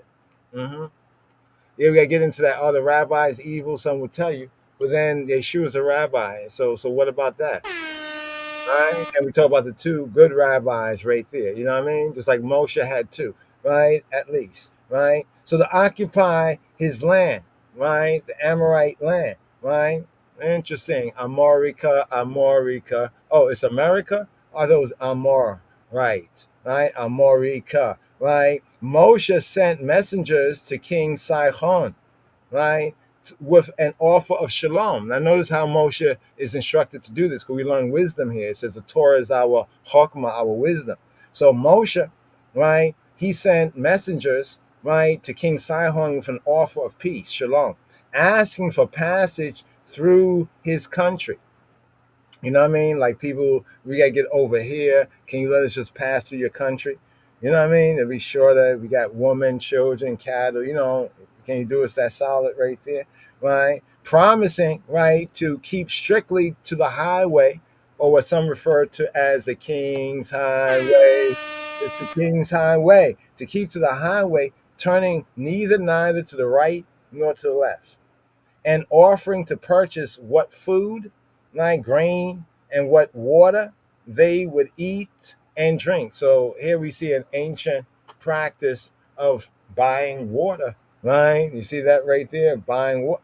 But King Sihon, right? Sihon, he refused.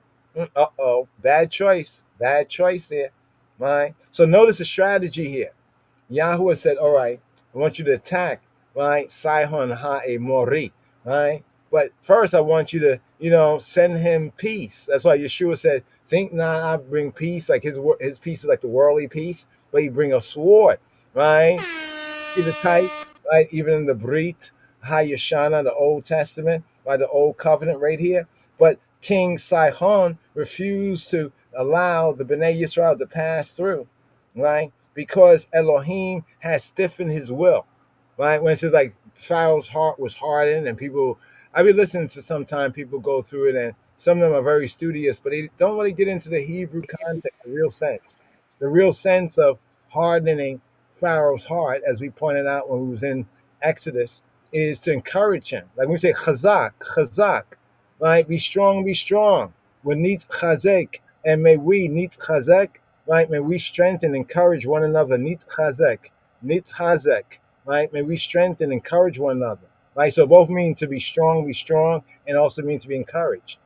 So sometimes you try to warn a fool, and the fool don't want to be warned. You say, go ahead, do it. Yeah, you can do it. Go ahead. You know, that's the sense of to encourage, right?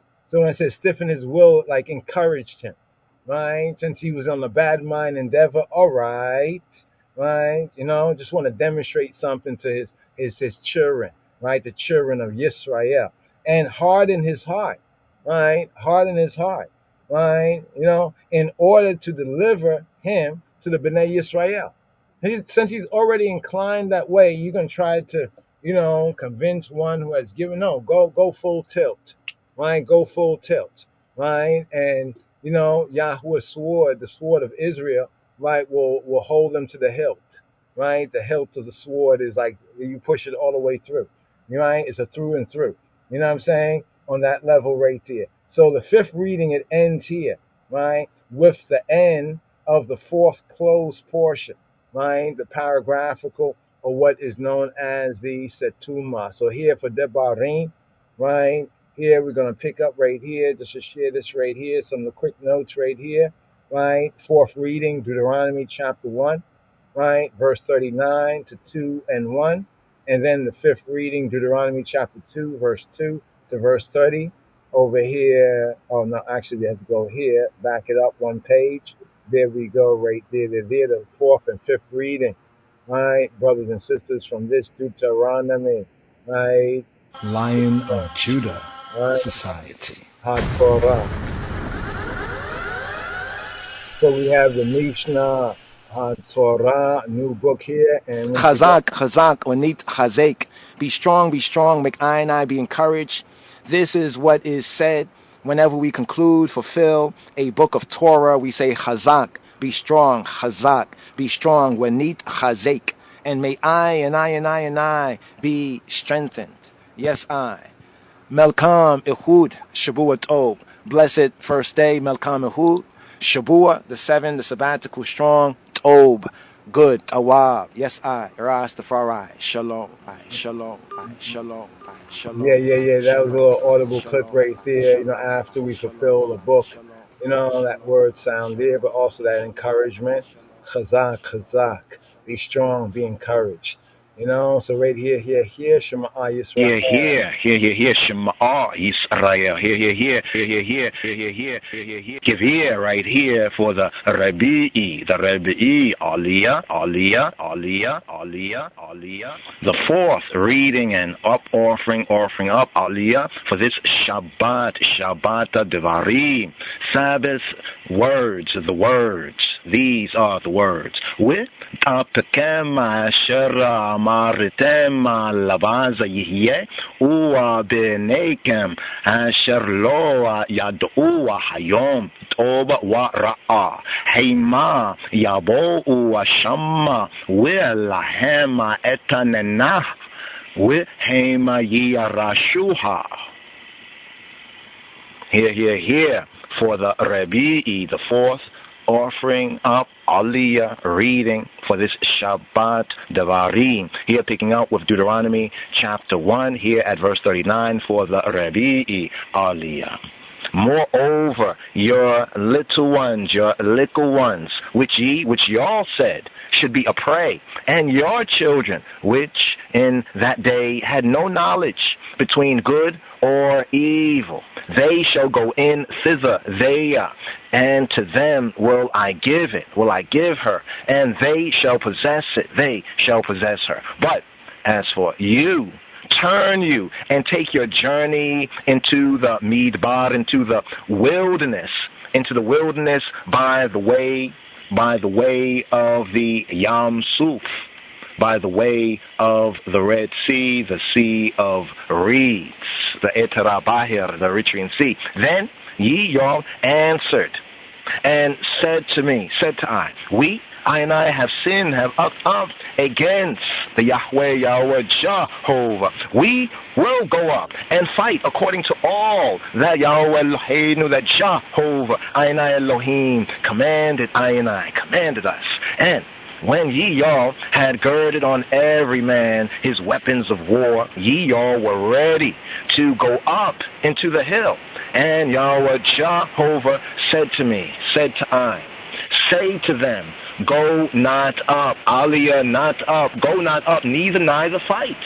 For I am not among you, lest ye y'all be smitten before your enemies. So I spake to you, and ye y'all would not hear, but rebelled against the commandment of Yahweh of Jehovah, and went presumptuously up into the hill. And the Amorites, which dwelt in that mountain, came out against you and chased you as bees do, and destroyed you in Seir, even to Hormah. And ye y'all returned and wept lifnei Yahweh before Jehovah. But Jehovah would not hearken to your voice, your voka, nor give ear to you. So y'all abode in Kadesh many days, according to the days that ye y'all abode. They are. Shema Yisrael, Rastafari Hoy, Shema, hear. Fifth book of Moshe, Hebrew book called Deuteronomy chapter 2. The wanderings and conflicts of the wilderness, of the Midbar. Then I and I turned and took our I and I journey into the wilderness by the way of the Yam Suf, the Red Sea, the Sea of Reeds, Etera Bahir, the Eritrean Sea, as Jehovah spake to I. And I and I compassed Mount Seir many day.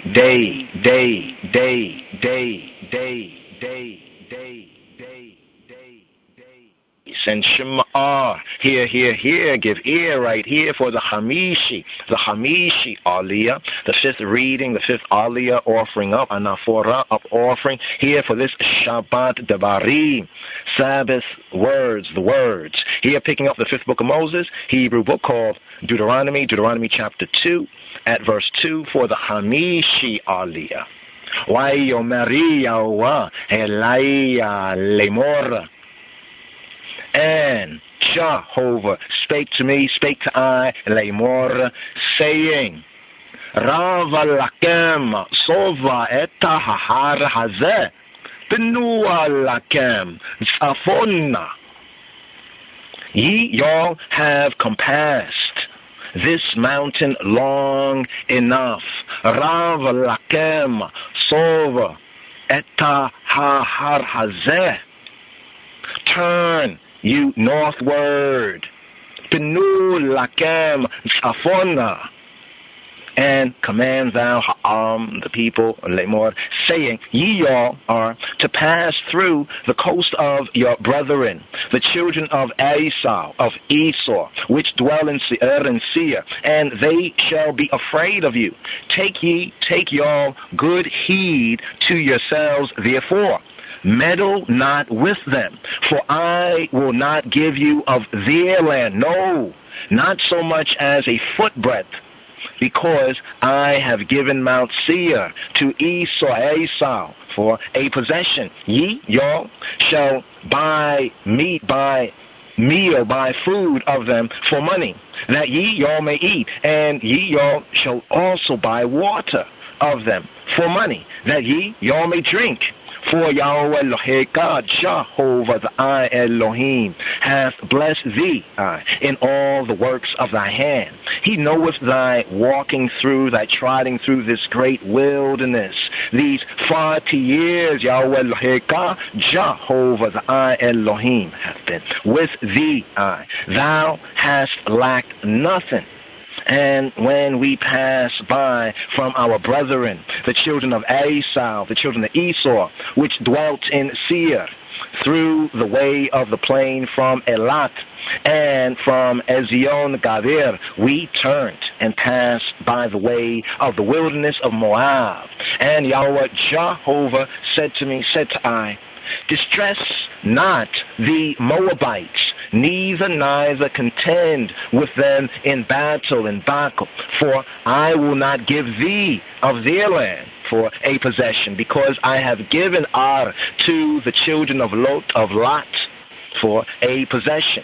The Emims dwelt therein in times past, a great people, and many and tall as the Anakim, which also were accounted giants, Nephilim, as the Anakims. But the Moabites call them Emims. And the Horims also dwelt in Seir before time. But the children of Esau succeeded them when they had destroyed them from before them and dwelt in their stead, as Yisrael did to the land of his possession, which Yahweh Jehovah gave to them. Now, rise up, said I, and get you over the brook Zered. And I went over the brook Zered. And the space in which we came from Kadesh Barnea until we were come over the brook Zered was 38 years, until all the generation of the men of war, the warriors, the men of war, were wasted out from among the hosts, as Jehovah swear to them. For indeed, the hand of Yahweh of Jehovah was against them, to destroy them from among the hosts, until they were consumed.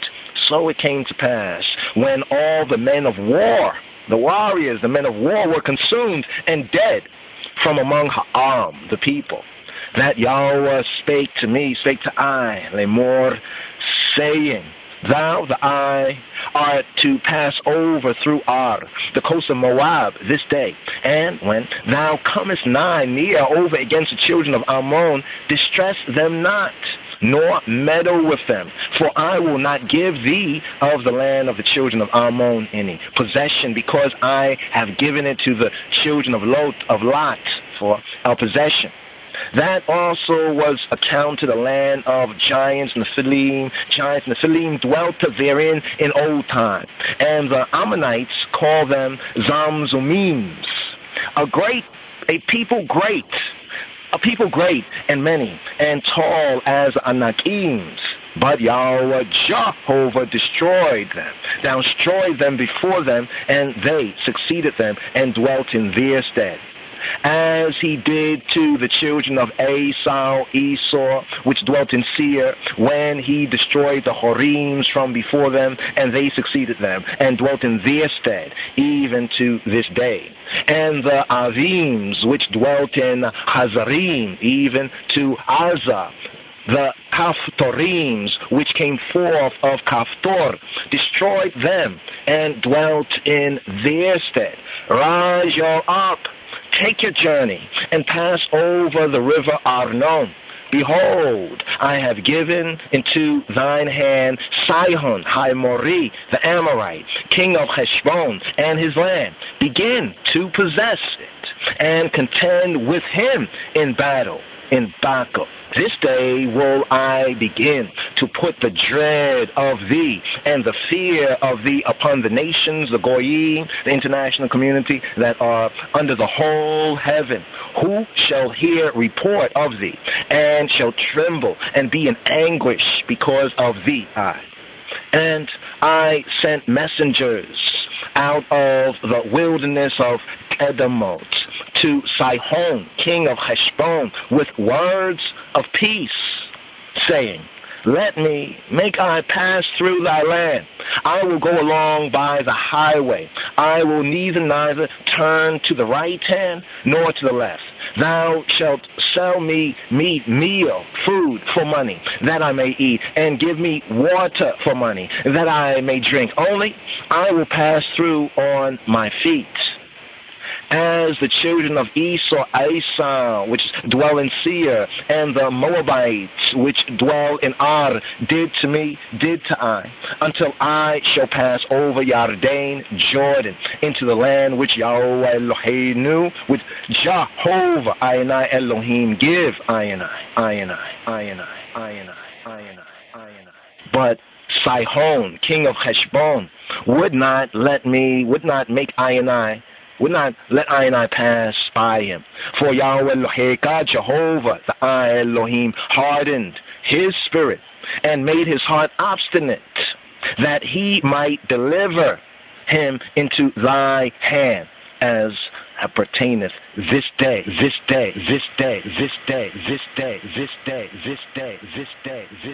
Yes.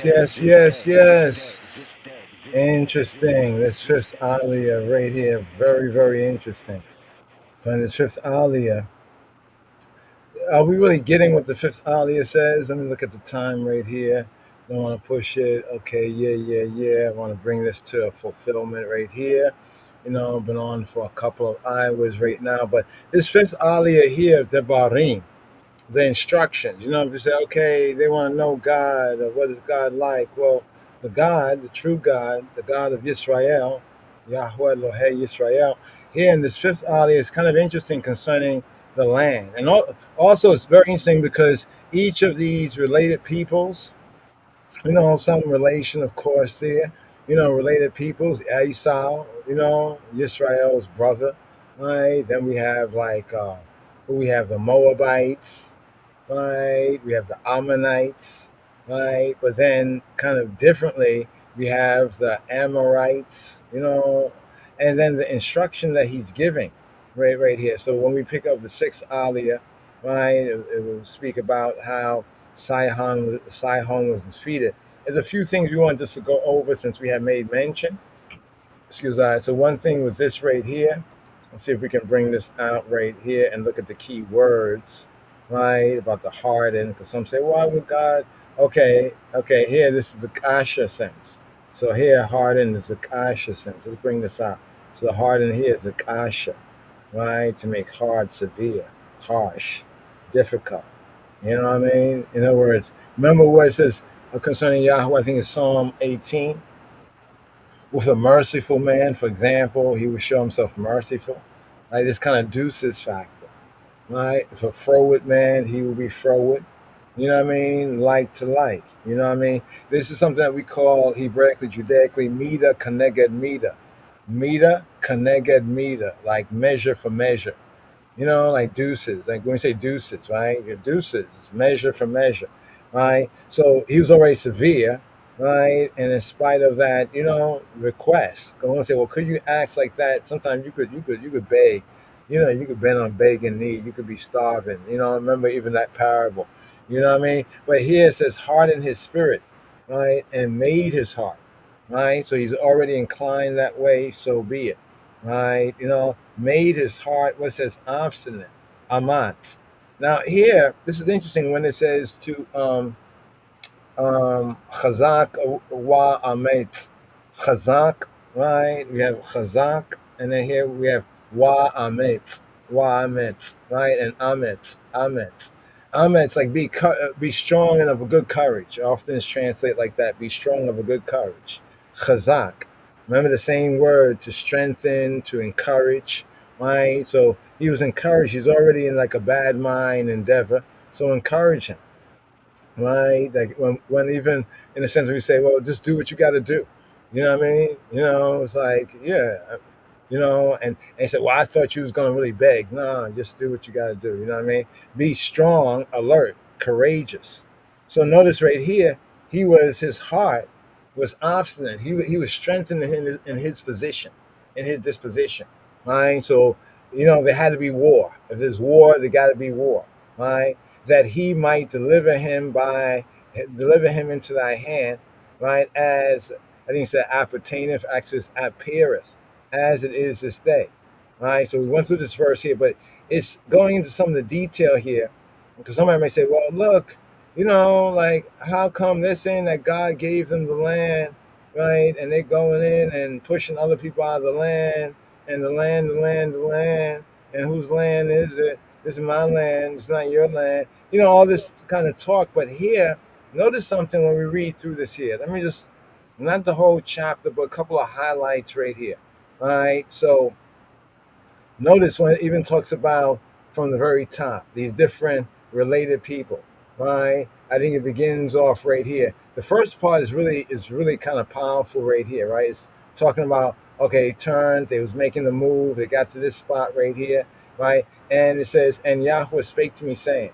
That is an interesting part where it talks about like the 38 years and unto the men of war, right? The warriors, the men of war were destroyed, right? Because he was not pleased with the men of war, because that cowardice, that punk move they did, right? You know what I mean? If you're a warrior, you're a warrior.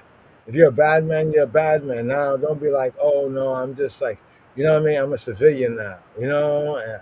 I'm innocent. No. Right? So it's like 38 years pass.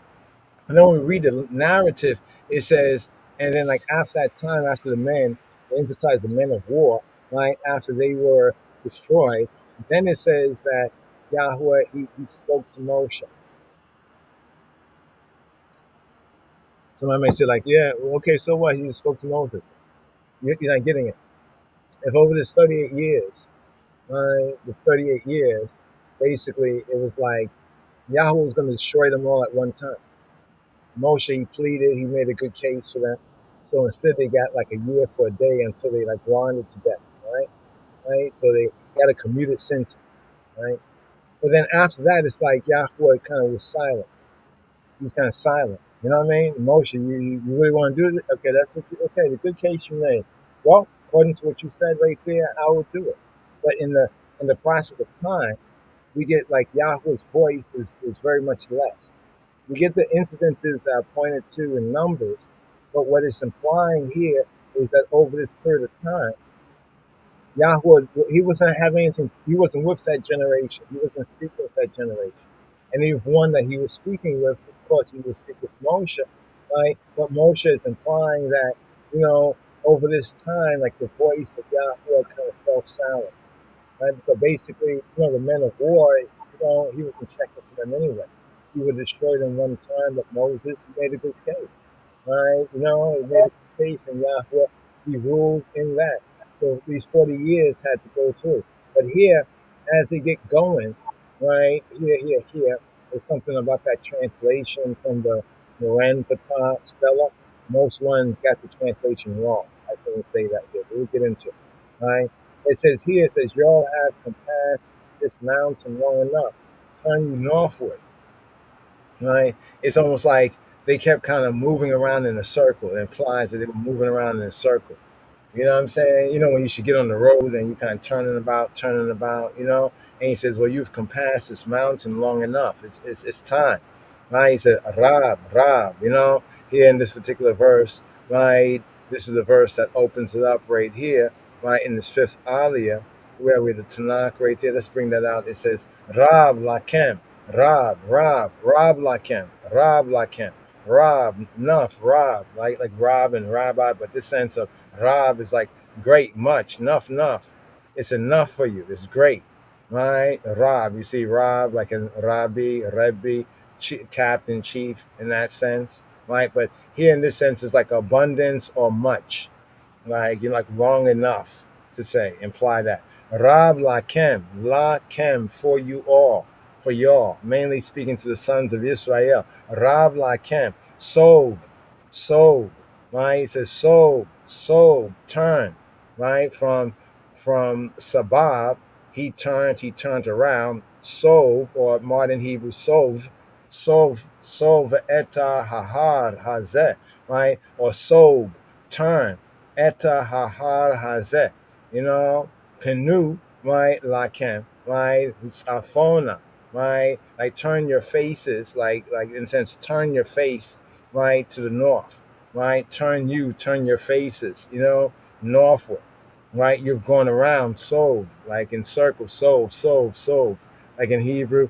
Even during the Hanukkah, they have this thing called the sov with the tops, right? That according to their Eastern European culture, they call it the dreidel, but it's like the spinning of the tops, right? And they'd have tops in ancient times, and some of these customs, there is some connections, right? But different people in different cultures will bring in their own thing, right? As the Eastern European Jews did, but like spinning the top, sov, like, you know, you're spinning the top, it's turning, sov, from sabab, right? To turn around, sov, turn, spin, right? He says, like, you're of compassion, you've been like going around, you've been like spinning around this mountain.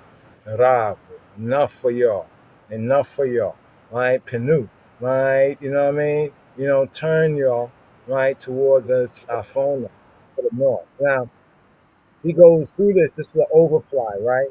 He talks about Esau, right? The brothers of the children of Israel. Notice, they are already in their land. You notice that? The children of Esau are already in their land, right? And as we go further, Yahweh says, don't meddle with them. Don't meddle with them. For I will not give you of their land. No, not so much as a foot breadth. Why? Why not, Yah?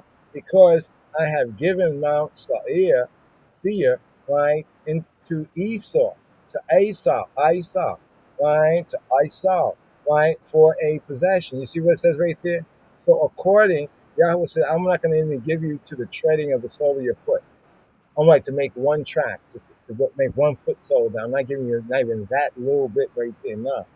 Why? Because I have already given Mount Seir, right, to Esau. So here in the context of scripture, we say Yahweh Eloheinu. Yes, he's Eloheinu, our Elohim. But notice how he's saying he is the one who's at the working, right, of the giving to the fellow related, you could say, nations like Esau, right? Brother nation, you know, so to speak. You know, they say sorry, not sorry, right?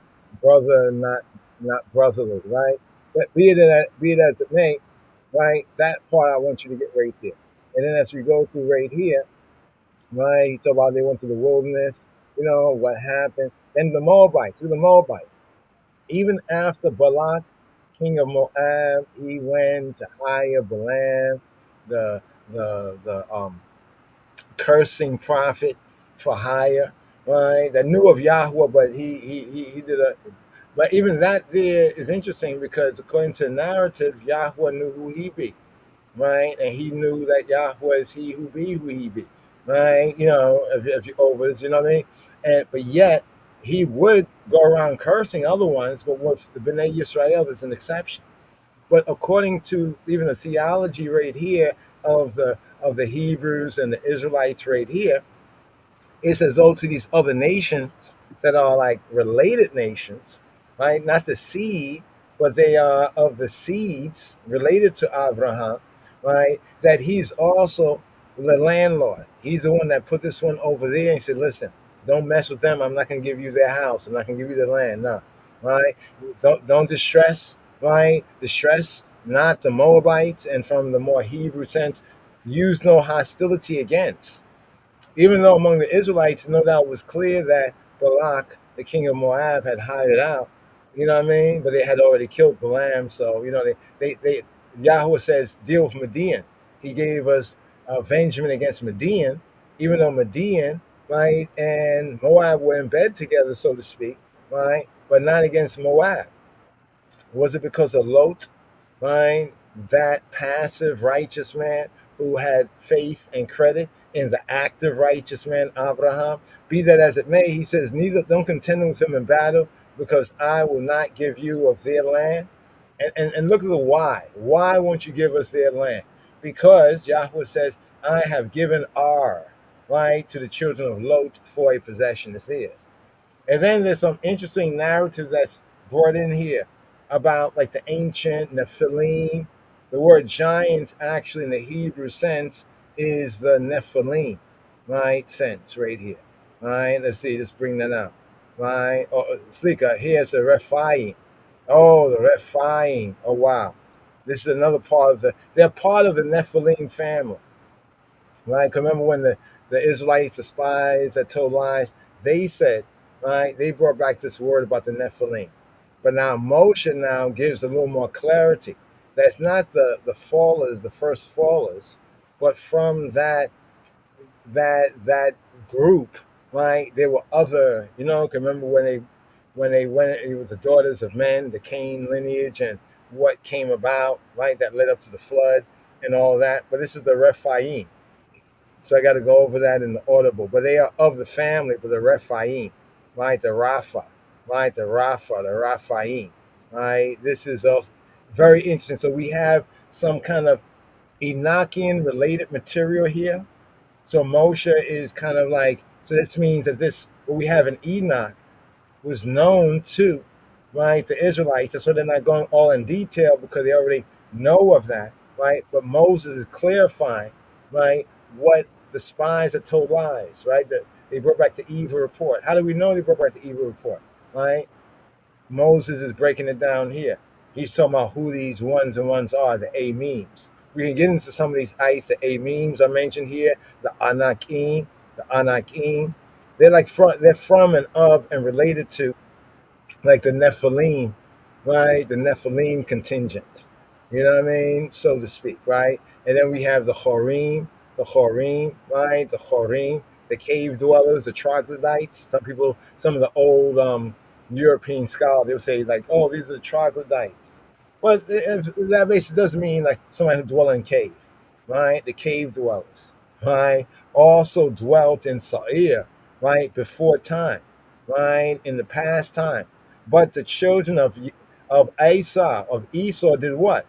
So notice they did the same thing that Israel is being called to do, to Yarash, to seize, dispossess, right? Like when the landlord says, I give you the land, right? The thing you have to do to earn it is to remove the previous tenants, right? And so Esau, he removed the previous tenants, the Horim, right? When they destroyed them from before them and dwelt in their stead instead of them, as Israel did to the land of his possession, which Yahweh gave to them, right? As Israel did to the land of his possession. That's interesting there, right?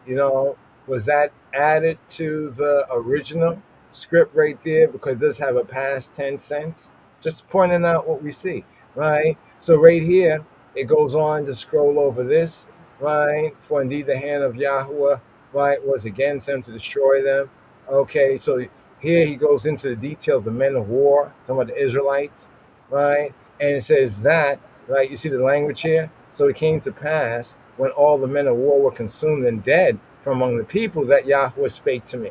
It's like until they were dead and consumed, it implies that Yahweh did not speak to him, right? During the time, the 38 or so years, right? There was a time where Yahweh was like incommunicado, right? Sure, an emergency maybe, but was not, I'm like not on speaking terms until these men are gone, right? And then over here with Ammon, the same as Moab, his brother, right? So notice it's a whole brotherly thing, right? Israel's brother is Esau. He said, don't mess with Esau. I gave Esau, you know, the tendency of where he's at. And he went in and did the work, right? And he says, Moab, same with them. You know, I gave them the land, right? In fact, I think over here with over here, okay, yeah, it doesn't even talk about what the Moabites did, but the Moabites called them Amims, right? So we see where one group of people might be called this or be called that, right? And so right here we have this verse where now it speaks about Ammon, same thing, don't meddle with them, and it emphasized that Yahweh will not give thee the land of the children of Ammon. So what's implied here is that even these other non-Israelite people, that Yahweh was behind, the landlord, of course, was behind the giving of land to them. I think this is an important consideration, to consider here. If we maturely, right, if we maturely look at the scripture, right, right, and then again, right, and since he is the true creator, it would make sense, right, the true good, the true God, right, and sharing this with, of course, his son Yisrael, right, that also was a count to the land of giants. So here we have the Rephaim. So here's the Rephaim, right? So we have the Nephilim, we have some who are called the Gibborim, and here we have the Rephaim, right? They dwelt right there in an old time. And the Ammonites call them Zamzumim. And talking about these people are great and tall. They are likened to the Anakim. Now, these are all those ones and ones that, in a sense, kind of descend, so to speak, right? Or were related to the Nephilim before the flood. But we have these ites here after the flood. Whole other reason. But Yahweh destroyed them before them, and they succeeded them and dwelt in their stead. So that means that even the Ammonites, they put in that work. These other tribes, they put in that work. And notice how Israel was like 40 years delayed. I wonder did any of the other ites from Esau, right, to Moab, to the Ammonites, whether they were like, oh, we ain't going to do it, we scared. So like 40 years, you know what I'm saying? But over what the scripture is telling us. And he did to the children, right, of Esau, who dwelt in Seir, when he destroyed the Horim from before them, and they succeeded them, right? And he dwelt in their stead to this day. So here it implies that Yahweh was even, right, with Esau for Esau to get his land. Think about it on this level. Is that what it's saying here? Right? And they went in and destroyed the other ites. Right? So we say, oh, the Israelites are doing that. It wasn't only the Israelites. You have to understand the ancient world, the ancient time, the real world of the ancient time. And the Avims that dwelt in Chazarim, they're talking about these other ites. And also Azah. You see the Azah, I was talking about that, the Ain, the hard A, soft A. Here we have Azah. Azah is a strong. This is another name for Gaza. And so this proves it right there. The Azah. In English, we say Gaza, but that's not there. It's because that Ain is not pronounced as a regular A. It's not Azah, but it's Azah, right? Azah or Gaza. They say Gaza, Azah. Gaza, Azah. Gaza, Azah. Right? So that's the Gaza, the strong, right? And these ites that were there, the Caphtorims, they came out of Caphtor, right? Destroy them. So it's showing about how all the ancient peoples from the ancient world view, this occurred even among other nations, how other nations came into land. You know what I'm saying? And these nations that are like related to the children of Israel, right? Relations, right? Rise up, right? Y'all, take your journey. Now here they're told to go over and deal with Sihon, right? And he says, this day will I begin to put the dread of thee and the fear of thee, right, upon the nations that are under the whole heaven. This is interesting here because if we just consider this is Israel. I'm not saying that the state of Israel, but I'm sure that some recognize the knowledge of this can be useful. You know what I'm saying? Right? This day, because remember, Yahweh was with the Esau in getting his land, right? Check, right? Yahweh was with right? Moab, even though Moab tried to curse Israel, but that turned into a blessing. But still, Yahweh was with him in getting his land. Ammon, same way. He told us not to mess with any of them. Don't meddle with them, right? Don't go in a fight. Because he says he will not be with us, right? You see what I'm saying? Right? It's I think it's a side of it we don't really look at so much. Just to get the reality of it. This day will I begin to put the dread of thee and the fear of thee upon the nations that are under the whole heavens. And you know what? This is the right order of things, right, for the righteous. I think so. Remember that they had these movies. This is one movie. I'm trying to remember the name of it. But an old G was saying to a young G, he was like, which one you prefer, right? And not prefer, which one you choose, to be feared or to be loved, right? I forget what the young G said, but I remember the old G basically told him it's basically to be feared, right? Right, to be respected. And see what it says right here? And I will put the dread, right, of thee, the dread. Dread, it shall be dread, the dread, right? Right, the dread of thee, right? Fear of thee upon the nations, the goyim, right, that are under the whole heaven. Who shall hear report of thee, right? You know what I'm saying? To talk about rumors, right? Or what's out there in social media, what's trending. They're going to hear this report. This report was trending among the ancient nations. You know what I mean? Their devices, so to speak, was just blowing up, right? And shall tremble and be in anguish, right? Because of thee, right? Because they said, what, Yahweh is with them?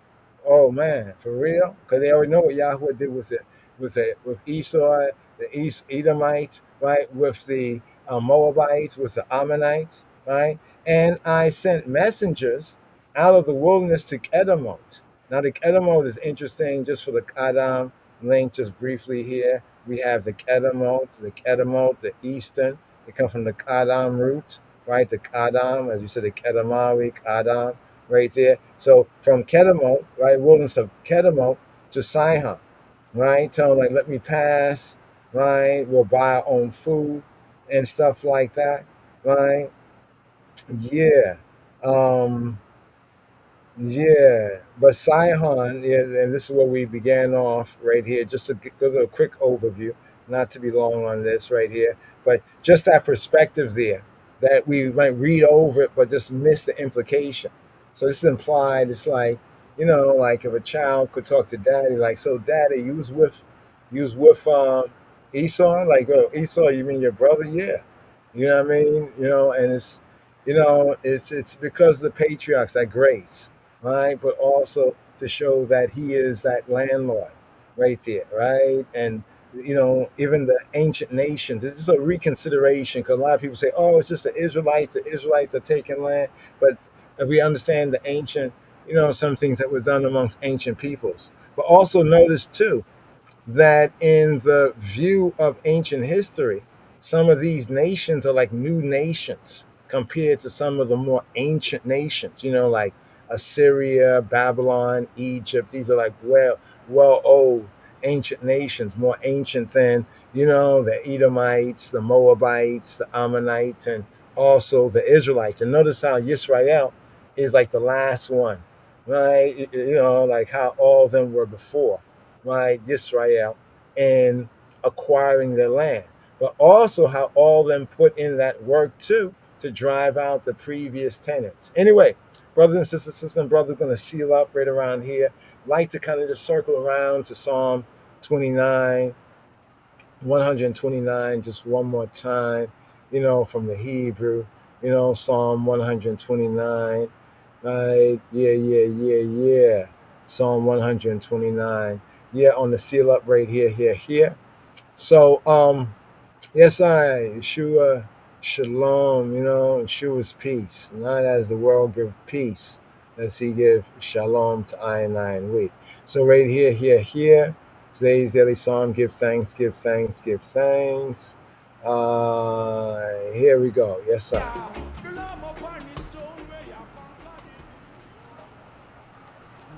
Lion of Judah Society.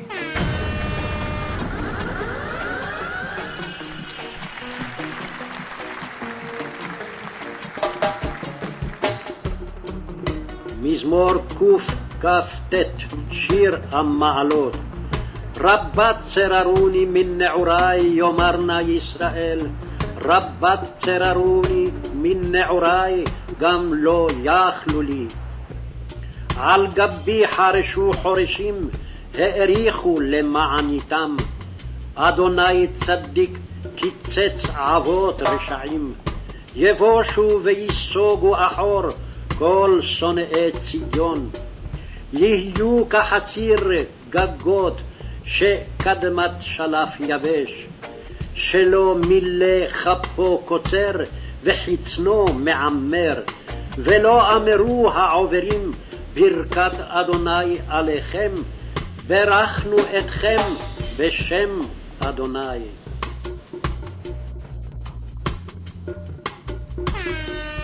Psalm 129. Many a time have they afflicted me from my youth, may Israel now say. Many a time have they afflicted me from my youth, yet they have not prevailed against me. The plowers plowed upon my back, they made long their furrows. The Lord is righteous, he hath cut asunder the cords of the wicked. Let them all be confounded and turned back that hate Zion. Let them be as the grass upon the housetops, which withereth afore it groweth up. Wherewith the mower filleth not his hand, nor he that bindeth sheaves his bosom. Neither do they which go by say, the blessing of the Lord be upon you. We bless you in the name of the Lord.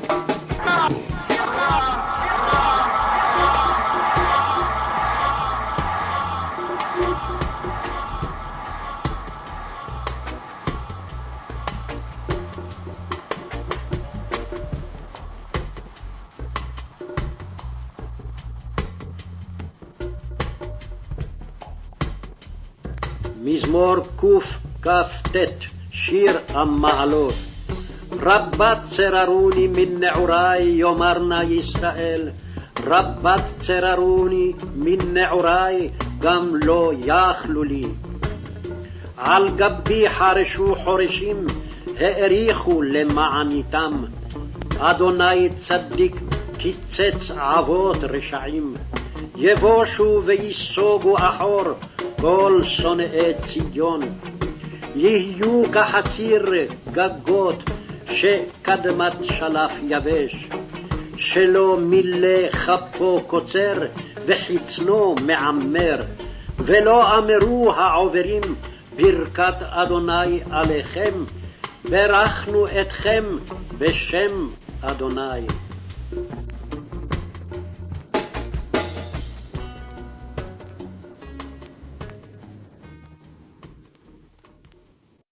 Psalm 129. מזמור קכ"ט, שיר המעלות, המעלות, המעלות, המעלות, המעלות, המעלות. Many a time have they afflicted me from my youth, my youth, my youth, my youth. רבת צררוני מן נעורי, נעורי, נעורי, May Israel now say, now say, now say, now say. יאמרנה ישראל, ישראל, ישראל. Many a time have they afflicted me from my youth, from my youth, from my youth, from my youth, from my youth. רבת צררוני מן נעורי, נעורי, נעורי, נעורי, נעורי, נעורי. Yet they have not prevailed against me, against me, against me, against me. רבת צררוני מן נעורי, נעורי, נעורי, נעורי, נעורי, נעורי. על גבי חרשו, חרשו, חרשו, חרשו, חרשו, חרשו, חרשו. The plowers plowed upon my back, they made long their furrows, furrows, furrows. The Lord is righteous, he hath cut asunder the cords of the wicked. Let them all be confounded and turned back that hate Zion. Let them be as the grass upon the housetops, which withereth afore it groweth up.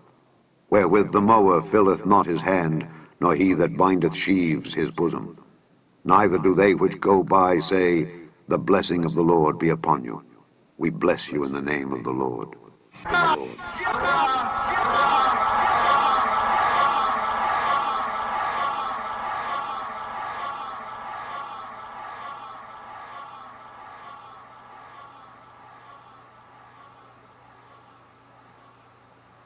Yes, yes, yes. Barakat Yahweh Lekem. The blessing of Yahweh Shah will be to you all. Barakanu etikem. B'Shem Yahweh.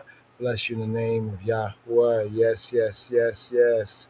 Yes, brothers and sisters and brothers, right here. Yeshua Shalom. Boker Tov. Have a good morning. Lila Tov. Those still in the night season, the night hours. Yeah. Yes, yes, yes. Give thanks. Give thanks. Thank you for whatever you have done. Thank you, my brethren, for all your contributions. This discipleship radio broadcast has been made possible by donations from audience and listeners like you. Give thanks. Thank you very much, Miss Ghana. Lion of Judah shall break every chain.